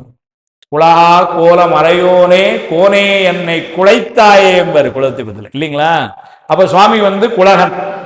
அப்ப குலகனை சார்ந்து நிற்கின்ற அடியார்கள் எதை பெறுவார்கள்? அதனால அடுத்த வகுப்புக்கெல்லாம் வரும்போது உங்க வயசு என்னன்னு கேட்டா நீங்க என்ன சொல்லணும்? இப்பதான் 22 முடிஞ்சு 21 வருது அப்படின்னு. ஆமா, இல்லைங்களா? 60 70 அதெல்லாம் மறந்துருங்க. ஆமா, சொன்னோடனே சுரேஷையா ரொம்ப உற்சாகம் ஆயிட்டாப்ல. அப்போ இப்பதான் இல்ல, இதெல்லாம் உண்மை. நீங்க உண்மையிலேயே இது ஒரு பக்கம் நகைச்சுவைன்னு இருக்கட்டும், இன்னொரு பக்கம் அப்ப அடியார்கள் எப்படி இருப்பார்னா மகிழ்ச்சியுட இருப்பார்கள். ஏனென்று சொன்னால் சுவாமி அடியாருடைய உள்ளத்தில் இருப்பதனால இன்பமே வடிவான பொருள் உள்ளே இருக்கும் பொழுது என்ன ஆகும்? நீங்க ஐஸ் கட்டிய கையில தூக்கிட்டு வந்தீங்கன்னா கை குளிரும், வெந்நிய கையில தூக்கிட்டு வந்தா வெந்நி சுடும், கை சுடும். மகிழ்ச்சியான பொருளை கையில தூக்கிட்டு வந்தீங்கன்னா என்ன ஆகும்? மகிழ்ச்சியா இருக்கும். அதனால அது ஒரு பெரிய சிறப்பு. நம்ம சுவாமி வந்து அந்த மாதிரி அது மாதிரி இவர் சொல்றார், நண்பகல் கங்குல் காணார் ஞான நல் வடிவே கொண்டு. அதனால அவருக்கு வந்து ஞான நல் வடிவு மாணிக்கவாசகர். அதனால நண்பகல் கங்குல் காணார், இரவு பகல் எதுவுமே ஒருத்தர். தங்க விலை என்ன தெரியுமா இன்னைக்குன்னாரு. அது யாரு தங்கங்க? அது யாரு தங்கம்? தங்கங்க, கோல்டு கோல்டு ஐசி அப்படின்ட்டு ஒன்றும் தெரியல. தெரியலைங்கிறது அடுத்தடுத்த பாட்டுல வருது. எதுவுமே தெரியலையா? யார் வந்து அப்படியே வந்து திருவிழாப்பணத்தை சொல்லுவார். தந்தை தாய் குறவன் ஆசான் சங்கரன், அம்மா அப்பா ஆசிரியர் குருநாதர் எல்லாமே அவருக்கு ஒன்னாதான் தெரிஞ்சுதான். யாருன்னாரு? சங்கரன். வேற எதுவுமே தெரியலையா? அது தெரியாததுனாலதான் பின்னாடி வந்து பாடிட்டார். உற்றாரை யான் வேண்டேன் ஊர் வேண்டேன் பேர் வேண்டேன் கற்றாரை யான் வேண்டேன் உற்றாரை யான் வேண்டேன்கிறது. ஏன்னா தெரியல. அதான் அந்த உயர்வு. யாரையுமே தெரியல. சுவாமி ஒண்ணுதான் தெரியுது. இப்ப அடுத்த பாட்டுல சொல்ல வர. இப்ப ஆனால் நண்பகல் கண்கொள்கானார் ஞான நல் வடிவே கொண்டு கொன்புனை பித்தர் பாலர் பிசாசர்தம் கொள்கையானார். அவர் எப்படி இருந்தார்னாரு? பித்தர் போல. பித்தர்னா பைத்தியம். பித்தர்னாரு. பித்தர்னா என்ன அர்த்தம்? பைத்தியம். ஏன் பித்தர்னு சொல்றாருன்னா, தான் என்ன செயல் செய்கிறேன்னே தனக்கு தெரியலையா. ஏன்னா பித்தருக்கு வந்து உங்களுக்கு தெரியாது. அதனால அவருக்கு என்ன செய்யறோம்னு தெரியல. எங்க இருக்கிறீங்க நீங்க தெரியல. உங்க பேர் என்ன? I don't know. நீங்க முன்னாடி எங்க இருந்தீங்க? எந்த ஊரு? எந்த ஊரு உங்களுக்கு? சிவம். சிவம் இல்லையா? உங்க பேர் என்ன? நமசிவாயம். சரி, உங்க ஊர் என்னன்னு சொல்லுங்க. நமசிவாயம். லூசாயா? என்ன கேட்டாலும் அதே தான் சொன்னான். சரி, உங்க அப்பா பேரு சொல்லுங்க. நமசிவாயம். அவ அப்பா நமசிவாயம் தான். அது நமக்கு புரியல, கேட்டவனுக்கு புரியல. முட்டா பேலுக்கு. இதுல யார் முட்டாள் பாருங்க.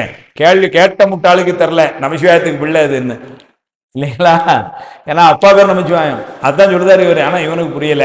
அதனால அவர் ஒன்னதான் சொல்லிட்டே இருந்தாரு, தெரியல. அதனால பித்தர். பித்தர் என்ன சொல்லுவான்? அவனுக்கு என்ன தோணுதான் சொல்லுவான். அதனால பித்தர் போல. அடுத்த ஆள் ஒண்ணு சொன்னார், பாலர், குழந்தைகள் போல. என்ன குழந்தைகள் வந்து பாத்தீங்கன்னா அதுக்கு எதை பற்றி கவலை கிடையாது. 3 ஓமை சொல்றாரு. நீங்க நல்லா பார்க்கணும். எப்பவுமே தமிழ் இலக்கணத்துல ஒரு பொருளுக்கு ஒரு ஓமைக்கு மேல திரும்ப சொன்னாங்கன்னு வச்சுக்கோங்களேன், ஏதேனும் ஒரு காரணம் பற்றி தான் இருக்கும். காரணம் இல்லாமல் சொன்னா பூர்ணிமா மாதிரி தமிழ் ஆசிரியர் என்ன பண்ணிடுவாங்க? கூறியது ஊரெல்லாம் கண்டிச்சுடுவாங்க. இலக்கண பிழை அது.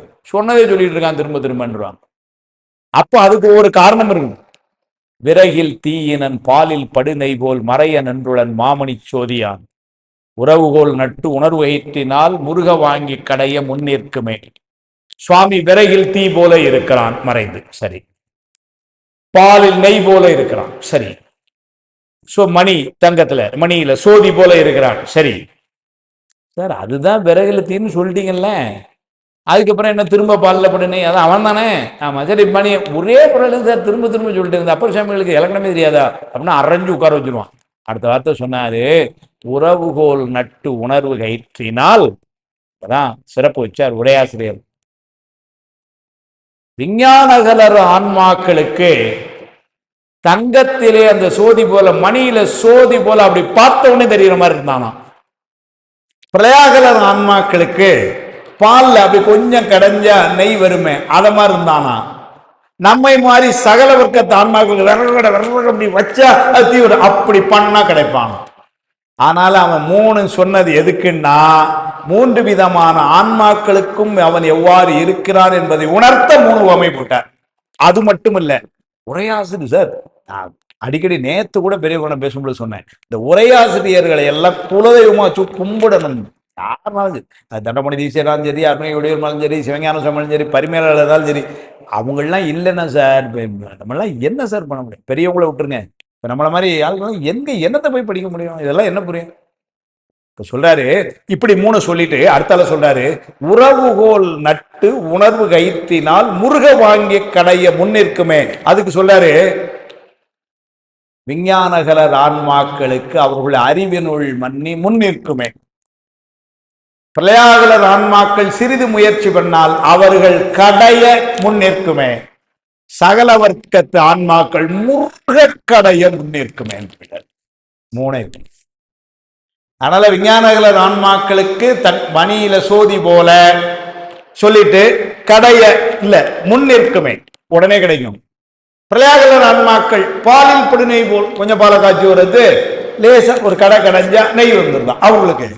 சகல கிருத்தாம்பாக்களுக்கு பிறகுக்குள்ள தீ மாதிரி இருக்கான், அதுக்கு ரொம்ப முயற்சி பண்ணணும். அதனால முருக வாங்கி கடைய முன்னேற்குமேனு 3 ஓமைய சுவாமிக்கும் உயிருக்குள்ள உறவுக்காக காட்டு போனார் அங்க. அதே மாதிரிதான் இங்க இதை உரையாடல் சொல்லணும். இல்லைன்னா நமக்கு என்ன ஆயிடும்னா, பிறகில் தீ போல சுவாமி இருக்கிறான், பாலியல் படையினை போல சுவாமி இருக்கிறான், தங்கத்தில் சோதி போல சுவாமி இருக்கிறானா, ஏண்டா லூசரா நீ திரும்ப திரும்ப அதே சொல்லிட்டு இருக்கிறேன்னு கண்டிச்சிருவாங்க. அப்பர் சுவாமிகள் மாதிரி ஆட்கள் முதல்ல சொல்லுவாங்களா? சொல்ல மாட்டாங்க. சொல்ல தெரியாம நம்ம வளரணும்னா நம்ம மாட்டிக்கிடுவோம். அதான் சொல்ல.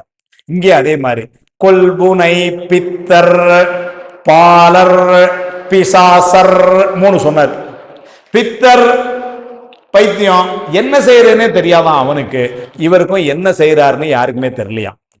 அடுத்தது பாலர், பாலர்னாரு அதுக்கு என்ன பிடிச்சதோ அதுதான் செய்யும். அதுக்கு பிடிச்சது யாரு? அவ அம்மா. அதனால அம்மாவை சார்ந்து அம்மா என்ன சொல்லுதோ அதுதான் செய்யும் அந்த குழந்தை. நீங்க பக்கத்து வீட்டு ஆண்டி போய் கூப்பிட்டீங்கன்னு வச்சுக்கோங்க அப்படின்றோம், அவங்க அம்மா கூப்பிட்டாதான் போகும். அது மாதிரி இவர் குருநாதர் மேலேயே இருக்காராம். இந்த உலகத்துல யாரையும் கூப்பிட்டாலும் சுவாமிகிட்ட மட்டும்தானா. அதனால பாலராய் எப்படி தாயிட்ட குழந்தை இருக்குமோ அது மாதிரி சுவாமிகிட்ட இவர் இருக்கார். வேற யாரையும் பக்கத்திலேயே அண்ட விடுறது இல்லை. 3வது பிசாசர்தம் கொள்கை. பிசாசர்னா பேய் பிடிச்சவங்க. அவங்க எப்படி இருக்குமா? அவங்க எப்படி இருப்பாங்களாம்? அந்த பேய் என்ன பாடுபடுத்துதோ அது இப்படிதான் இருப்பாங்களாம். இவங்களுக்குன்னு ஒரு செயலும் கிடையாதான். அவன் என்ன சார் இப்படி இருக்கான்னா, பாவம் சார், அந்த பேய் அவன் அந்த பாடுபடுது. அது மாதிரி இங்க சிவம் என்ற பொருள் இவருக்குள்ளே இருக்கிறதுனால இவருடைய செய்கை உங்களை பிசாசருக்கு பேயினுடைய செயல் இருப்பது போல சிவனுடைய செயலிலே இவன் இருக்கிறான் என்பது உணர்த்த பிசாசர் என்றார். 3 ஓமையை போட்டார். கொல்புனை பித்தர் பாலர் பிசாசர்தம் கொள்கையானார். அதுதான் உண்மையிலே வேப்பிள்ளை மாதிரி பெரியவங்கள இன்னைக்கு நினைக்கிறோம். 3ன்னா 3க்கு என்னன்னு எடுத்து எழுதுறான் மனுஷன். இல்லைன்னா இப்ப உங்கள்கிட்ட கொடுத்த புத்தகத்துல எல்லாம் பித்தர் பாலர் பிசாசருடைய கோட்பாட்டை உடையவர் ஆனார் அப்படின்னு போயிட்டார்.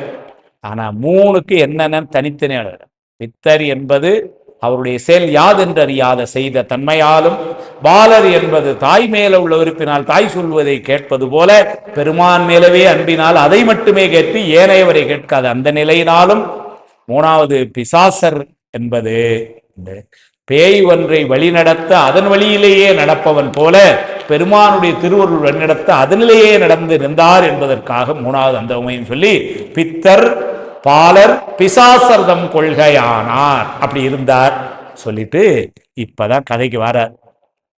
மன்னும் இந்நிலைமை உற்றார் வன்படை சுற்றமாகி துண்ணினர் எல்லாம் வந்து தோன்றலை தொழுது நின்று தென்னவன் முனியா வண்ணம் செழும்பரி திரள் கொண்டேகள் என்னும் அது ஒன்றும் தேரா இது பழுதென்று இறங்கி. இவரு மன்னும் இந்நிலைமை உற்றார். எந்த நிலைமை உற்றார்? கோவணமும் திருநீரும் இந்த நிலையில பித்தராய் பாலராய் பிசாசராய் இந்த நிலையில இருக்க, இப்ப கூட வந்தவங்க மன்னருக்கு வேண்டியவங்க அந்த ஊர்ல இருக்கிற, அதாவது அந்த ஊர் தலைவர் அவங்கவுங்க இவங்கெல்லாம் அவர்கிட்ட மெல்ல வந்து, யா குதிரை வாங்குறதுக்காக வந்தீங்க, பணம் எடுத்துட்டு வந்தீங்க, இப்ப அந்த செயல் தெரியலன்னு மன்னன் கோவிச்சுட்டான்னா நிலைமை மோசமாயிடும். அதை கொஞ்சம் பார்த்து நீங்க ஏதாவது பண்ணீங்கன்னா பரவாயில்ல, நம்ம வந்த விஷயமே மறந்து போயிருக்கீங்க இப்போ அப்படின்னு இவர்கிட்ட சொல்ல வந்தாங்களாம். அது சொன்ன வந்தவங்க எப்படி சொன்னாங்க, ஐயோ இந்த குதிரை வாங்கணும்ல நீ என்ன அப்படிலாம் சொல்ல, அவங்க ரொம்ப மரியாதை கொடுக்குறாங்க. எப்படி சொன்னாரு? மண்ணும் இந்நிலைமை உற்றார் வன்படை சுற்றமாகி. அவர் கூட படை சுற்றமா, ஏன்னா கூட வந்தவங்க குதிரை வாங்க வந்தவங்க, அவருடைய பினான்ஸ் செக்ரட்டரி, அவருடைய இவர் எல்லாம் சேர்ந்து வன்படை சுற்றமாகி துண்ணினர் எல்லாம் கூட வந்தாங்க. அந்த ஊர்காரங்க பெரியவங்க எல்லாருமா வந்து, ஏன்னா யாரோ ஒருத்தர் போய் சொல்லதை விட வாங்க நம்ம எல்லாருமா போய் இந்த பெரியவருக்கு என்னமோ ஆயிருக்கு, என்னமோ அந்த சாமியார்னா அந்த சாமியார் பின்னாடியே நிற்கிறாரு, அவன் மேலே பார்ட்டிக்கு தெரிஞ்சதுன்னா இப்போ மாதிரி நல்ல வேலை வாட்ஸ்அப்பில் இருந்தால் எவனோ ஒருத்தன் போட்டோ எடுத்து அனுப்பிச்சு தொலைஞ்சிருவான். நல்ல வேலை இப்போ அதெல்லாம் இல்லை. அப்போ இருந்தாலும் பாண்டியம்மன் தெரிஞ்சா கண்டிப்பாக கூட இருக்கணும். கேட்பல நீலாம் கூட போனால என்ன பண்ண நீ? மன்னர் கேட்பார்ல, நீ கூட உடந்தையா போனியா அந்த 49 கோடி உனகளோட சொல்லு அப்படின்னு நம்மளையும் கேட்பாங்க. அதனால அவங்க போய், ஆனால் ரொம்ப இதாக போய் துண்ணினர் எல்லாம் வந்து தோன்றலை சுவாமிய மாணிக்கவாசர் தொழுது நின்று அருமையா சொன்னார். கடவுள் மாடு வந்தவன்லாம் இவருடைய தப்பு நினைச்சு அந்த தப்பை சொல்லி ஞாபகப்படுத்துறதுக்கு வாரான். ஆனா வந்தவன் என்ன மாண்புல இருக்கிறான் பாருங்க. சுவாமியினால் ஆட்கொள்ளப்பட்ட இவர் இந்த உயர்ந்த நிலை கருதி, அவங்களுக்கு சுவாமியினால் ஆட்கொள்ள கூட தெரியல, இருந்தாலும் அந்த நிலைமை மந்திரியா இருந்தவர் இப்ப அப்படி இருக்கிறார்னா அவர் ஏதோ ஒரு காரணம் பற்றி தான் இருக்கணும். ஒரு ஒன்றும் சாதாரண ஆள் இல்லை. 16 வயதிலேயே சகல கலைகளையும் படித்து அதனால் தென்னவன் பிரம்மராயன் பட்டத்துல மன்னன் கூப்பிட்டு வச்சான்னா சும்மா சாதாரண ஆள் இல்லை இவரு. அதனால என்ன தோண்டலை தொழுது நின்று அவர் முன்னாடி நின்று அவருக்கு வணக்கங்க. தென்னவன் முனியா வண்ணம், முனிதெல்லாம் கோவப்படுறது. தென்னவன் பாண்டிய மன்னன், முனியா வண்ணம் அவன் கோவப்படுறதுக்கு முன்னாடி எனது செய்தி அவனாவது சொல்லிடுவான், எப்படின்னு தெரியும். ரெண்டாவது அவனே கேட்பான்ல, குதிரை வாங்கணும் என்னையாச்சு கேட்டியா அவனை அப்படின்னு கேட்பாங்கல்ல. ஆனாலும் அவன் தெரிஞ்சு இல்லை இந்த மாதிரி அது குதிரையில இல்லை, அந்த ஆள் வேற நிலைமையில இருக்காருன்னு இப்படின்னு சொன்னா இதா முன்னாடி தென்னவன் முனியா வண்ணம் செழும் பரித்திரல் கொண்டேகள் என்னும் அது ஒன்றும் தேரா. குதிரை வாங்குறதுக்கு நிறைய குதிரை வாங்குறதுக்கு வந்தமே, அதை பற்றி இங்க ஒன்றும் நடக்கலையே. அது ஒன்றும் தேரா இது பழுதென்று இறங்கி. இது நம்ம செய்யறது ஒரு தவறு. அதெல்லாம் மன்னவனுக்கு தெரியும், முன்னா தெரிஞ்சதுன்னா நம்ம எல்லாம் அந்த குதிரை வாங்க வந்தோம், அதுக்காக பொண்ணும் பொருளும் எடுத்துட்டு வந்தோம், அந்த காரியத்தை செய்யாம வேற ஒரையா செஞ்சுக்கிட்டு இருந்தோம்னா அது பழுதுன்னு பழுதில்ல அப்படின்னு சொல்ல, பழுதென்று இறங்கி என பெரியவங்க சொல்லும் பொழுது, நீங்க நம்ம மேலதிகாரி ஒன்று சொல்லும் பொழுது எப்படி சொல்லணும், சார் என்னமோ இந்த பேப்பருக்கு இப்படி ரிப்ளை எழுதுறது அவ்வளவு சரியில்லைன்னு நினைக்கிறேன், ஏன்னா மேலே இருந்து கொஞ்சம் பார்த்துக்கங்களேன் அப்படிதான் சொல்லணும். சார் இப்படி தப்பா எழுதாங்க அப்படின்னு சொல்லலாமா மேலதிகாரிட்டு போய்? அதனால இவர்கிட்ட போய் எப்படி சொன்னார்னா, இது பழுது அப்படின்னு சொல்லிட்டு என இறங்கி அப்படி மெல்ல சொன்னாங்க. போய் சொல்றாங்க. இப்பதான் இவர் உடனே அப்படியா ஆமா அப்படின்லாம் சொல்ல, என்ன சொன்னார் பாருங்க.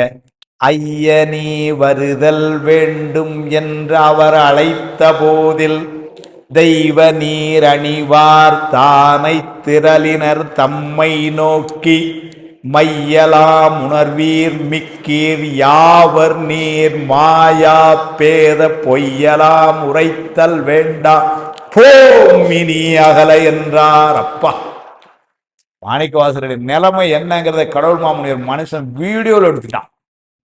இப்ப இவங்க போய் சொல்றாங்க, கதை எப்படி போகுது பாருங்க. போய் சொல்றாங்க, சொல்லும் பொழுதே ரொம்ப அவர்களை தொழுது நின்று, மாதிரி மன்னனுக்கு தெரிஞ்சு அது ஒரு பிரச்சனை வர முன்னாடி நம்ம குதிரை வாங்க வந்தோம், அதை விட்டுட்டு வேற காரியத்துல இருக்கிறது பழுதுன்னு இறங்கி, பழுதுன்னு சொல்லல, அதெல்லாம் தப்புன்னு சொல்ல, அது தப்புன்னு அப்படின்னு இறங்கி சொல்ல அவ.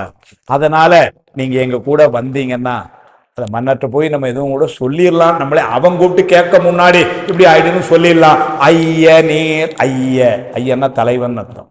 அவரை எப்படி கூப்பிடுறாரு பாருங்க. யோ உம்மை நம்பி நாங்க வந்தோம், நீ வாட்டி எடுத்து கொடுத்துட்டு எங்களையும் சிக்கல மாட்டி விட்டுறாதையா அப்படின்னு சொல்ல, ஐய நீர். ஆனால் ஐயனி வருதல் வேண்டும், நீங்க வந்தீங்கன்னா மன்னர்கிட்ட போய் நம்ம என்னோட சொல்லிடலாம், அதுக்கப்புறம் நம்ம அதை பார்த்துக்கலாம் அப்படின்னு. ஐயனி வருதல் வேண்டும் என்று அவர் அழைத்த போதில், அவர் கூப்பிட்டாங்க. இவரு தெய்வ நீர் அணிவார் மாணிக்கவாசர் தானை திரளினர் தம்மை நோக்கி. தானைனா அந்த பாண்டிய நாட்டினுடைய அந்த மன்னனோட உடையவர்கள், அந்த படை அதை சேர்ந்தவர்கள். தானை திரளினர் தம்மை நோக்கி, அவங்கள பார்த்து என்ன சொல்றார் பாருங்க. மையலாம் உணர்வின் மிக்கீர். இந்த உலக மயக்கத்தில் இருக்கீங்களடா நீங்கள்லாம். மையலாம், மையெல்லாம் மயக்கம். மையலாம் உணர்வீர் இருக்கீர்ல மிக்கீர், உமக்கு இந்த உலக பந்தம் எவ்வளவு ஜாஸ்தியா இருக்கு உனக்கெல்லாம் சொல்ற. மையலாம் உணர்வின் மிக்கீர். அடுத்தால ஒரு வார்த்தை போட்டார், யாவர் நீர். மேலே அவங்க வந்தவங்க நிலைமை யோசிச்சு பாருங்க சார், நீங்கெல்லாம் யாருன்ட்டு சுந்தரமூர்த்தி ஐயா வேடிக்கையா சொல்றார். அவருக்கே உரித்தான பாங்கல சொல்வார். தந்தை தாய் குறவன் ஆசான் சங்கரன் அது சொல்லும்பொழுது சொல்லுவார், இந்த மாதிரி இவங்கெல்லாம் சொன்னாங்க. உடனே அவங்க ஊர்க்காரங்கள்லாம் வந்துட்டாங்க. டேய் அவங்க பாட்டி வந்துச்சான், அவங்க யாருக்குமே இவருக்கு யாருன்னு தெரியலையா. உடனே அவங்க பாட்டி வந்தா, டேய் மாணிக்கவாசன் நான் தாண்டா அவங்க பாட்டிடா அப்படின்னு. ஹூ இஸ் திஸ் ஓல்டு லேடின்ட்டான் டக்குன்னு. இப்படியே சொல்லுவார் சுந்தரமூர்த்தி. பாட்டிடா, நம்ம பாட்டிடா அப்படின்னு ஒண்ணு. Who is this old lady? பாட்டியை யாருன்னு தெரியல. பாட்டி என்ன ஆயிருக்கும் பாருங்க. நகைச்சுவையாக சொல்லுது. அப்படியே தான் சொல்றாரு. மையலாம் உணர்வின் மிக்கீர் யாவர் நீர். நீங்கள்லாம் யாருங்கிறார். ஐயோ, அது மட்டுமல்ல, யாவர் நீர் மாயா பேத பொய்யலாம் உரைத்தல் வேண்டாம். இந்த மாயை சார்ந்த பொய்யெல்லாம் ஏன்ட்ட வந்து பேச வேண்டாம். போங்க இங்க இருந்து. இனி அகலை என்றார். இங்க இருந்து மூல நீங்க போங்க எல்லாரும். வந்தவங்க சொல்றாங்க, சுவாமி நம்ம எல்லாம் குதிரை வாங்க வந்தோம், அந்த பொண்ணும் பொருளை இப்படி பண்ணிட்டு இருக்கிறோம், மன்னனுக்கு தெரிஞ்சு நாளைக்கு ஒரு பிரச்சனை வர முன்னாடி அப்படின்னு இறங்கி, அதனால ஐய நீர் வருதல். நீங்க வந்தீங்கன்னா நம்ம மன்னத்தையே போய் இந்த மருந்துன்னு சொல்லிடலாம், அவர் பார்த்து நம்ம இது பண்ணிடுவாரு. ஏன்னா அவருக்கு தெரிஞ்சு கேட்டு சொல்றதை விட நாம முன்னாடி போய் இந்த மருந்து சொன்னா அவரே அதுக்கு ஏதாவது செய்வார். நீங்க வாங்க அப்படின்னு சொன்னதுக்கு என்ன சொல்லிட்டார்? மையலாம் உணர்வின் மிக்கீர். மயக்க உணர்வுல இருக்கிறீங்க நீங்களால. மயக்கம் பிடிச்சிருக்கா உங்களுக்குலாம்? யார் நீர்? நீங்களாம் யாரு? யாவர் நீர்? என்ன பேசுறீங்க? மாயா பேத பொய்யலாம் உரைத்தல் வேண்டாம். மாயை சார்ந்த இந்த பொய்யெல்லாம் இங்க ஏன்ட்டு வந்து பேசாதீங்க. போங்க, போம் இனி அகல. இங்க இருந்து கிளம்புங்க எல்லாரும், போங்க. எல்லாத்தையும் போய் சொல்லியிருக்காரு. போனாங்களா, இருக்காங்களா, என்ன நடந்ததுங்கிற ஒரு வாரம் கழிச்சு பார்ப்போம். எல்லாத்தையும் போய் சொல்லியிருக்கு. அதனால அப்படி சொல்லி இந்த இடத்துல வந்து 82வது பாட்டில் கூட இந்த நிறுத்துறோம். அப்படிலாம் இப்பதான் அந்த கதை அப்படியே சூடு பிடிக்குது. எல்லாம் வந்து இவர் எப்படி இருந்தார் என்ன என்பதை எல்லாம் அடுத்த வாரம் இந்த நிகழ்விலே தொடர்ந்து சிந்திப்போம் என்று சொல்லி, இதற்கு துணையாய் இருந்த திருவருளுக்கும் குருவருளுக்கும் கலந்து சிறப்பிக்கின்ற பெரியவர்கள், ஏற்பாடு செய்தவர்கள் எல்லோருக்கும் என்னுடைய அன்பையும் நன்றியும் சொல்லி இந்த சிந்தனை இந்த அளவிலே நிறைவு செய்வோம். அடுத்த வாரம் மீண்டும் சந்திப்போம். வாழ்த்து பாடி நிறைவு செய்வோம். திருச்சிற்றம்பலம். வான்முகில் வளாது பெய்க, மலிவளம் சுரக்க, மன்னன் கொன்முறை அரசு செய்க, குறைவிலாது உயிர்கள் வாழ்க, நான்மறை அறங்கள் ஓங்க, நத்தபம் வேள்வி மல்க, மேன்மையுள் சைவ நீதி விளங்குக உலகமெல்லாம். மேன்மையுள் சைவ நீதி விளங்குக உலகமெல்லாம். மேன்மையுள் சைவ நீதி விளங்குக உலகமெல்லாம். திருச்சிற்றம்பலம். முடிக்க முன்னாடி 2 அறிவிப்பு நினைவுபடுத்துறதுக்காக. எல்லாருக்கும் தெரியும், 3, 4, 5 3 நாட்கள் மார்கழி அருள் மலை என்று சொல்லி 3 நாட்கள் விழா இங்க இதே மண்டபத்தில் நிகழ இருக்கிறது. எல்லா பக்கமும் விளம்பரங்கள் கொடுக்கப்பட்டிருக்கின்றன. உங்களுக்கெல்லாம் கண்டிப்பா தெரியும். உங்களுக்கு தெரிந்தவர்களுக்கு இதை சொல்லணுங்கிறதுக்காக நினைவூட்டுறேன், அவ்வளவுதான். அதனால அந்த 3 நாட்கள் 3 தலைப்புகளிலே நம்முடைய சிவகுமார் ஐயா 2 நாட்கள், அடியன் ஒரு நாளும் பேச இருக்கிறோம். அதுல குழந்தைகளுடைய திருமுறை பாடல்கள், திருவம்பாவைக்கு குழந்தைகள் ஆடுகின்ற கோலாட்டம், இது போன்ற நிகழ்ச்சிகள் எல்லாம் இருக்கின்றன. எல்லாரும் அதிலே கலந்து கொள்வதோடு மட்டுமல்லாமல் உங்களுக்கு தெரிந்தவர்களையும் இந்த நிகழ்ச்சிக்கு வர வைக்க வேண்டும் என்பது ஒரு அறிவிப்பு. 2வது அறிவிப்பு, போன முறையே சொன்னது போல நம்முடைய திருவாவடுதுறை ஆதீன சைவ சித்தாந்த நேர்முக பயிற்சி மையத்தினுடைய அடுத்த தொகுப்பு இந்த ஜனவரியில துவங்குது. அதிலும் எல்லோருமாக நீங்கள் மட்டுமல்ல, உங்களுக்கு தெரிந்தவர்கள் எல்லாம் சேர்ந்து சுவாமி இவ்வளவு நேரம் சொன்ன இந்த சாத்திரம் இதெல்லாம் நாம படிக்கிறதுக்கு ஒரு வாய்ப்பு திருவாவடுதுறை ஆதீனத்துல. அதனால அதையும் பெற்று பயனுடைய வேண்டும். அதற்கனுடைய அமைப்பாளர் திரு சிவராமன் அவர்களை தொடர்பு கொண்டால் அந்த தகவல் எல்லாம் தருவார்கள் என்று அந்த 2 செய்திகளையும் நினைவு கூற வேண்டும் என்ற அளவிலே சொல்லி இந்த வாய்ப்புக்கு நன்றி கூறி நிறைவு செய்கின்றேன். அடுத்த வாரம் சந்திப்போம். திருச்சிற்றம்பலம்.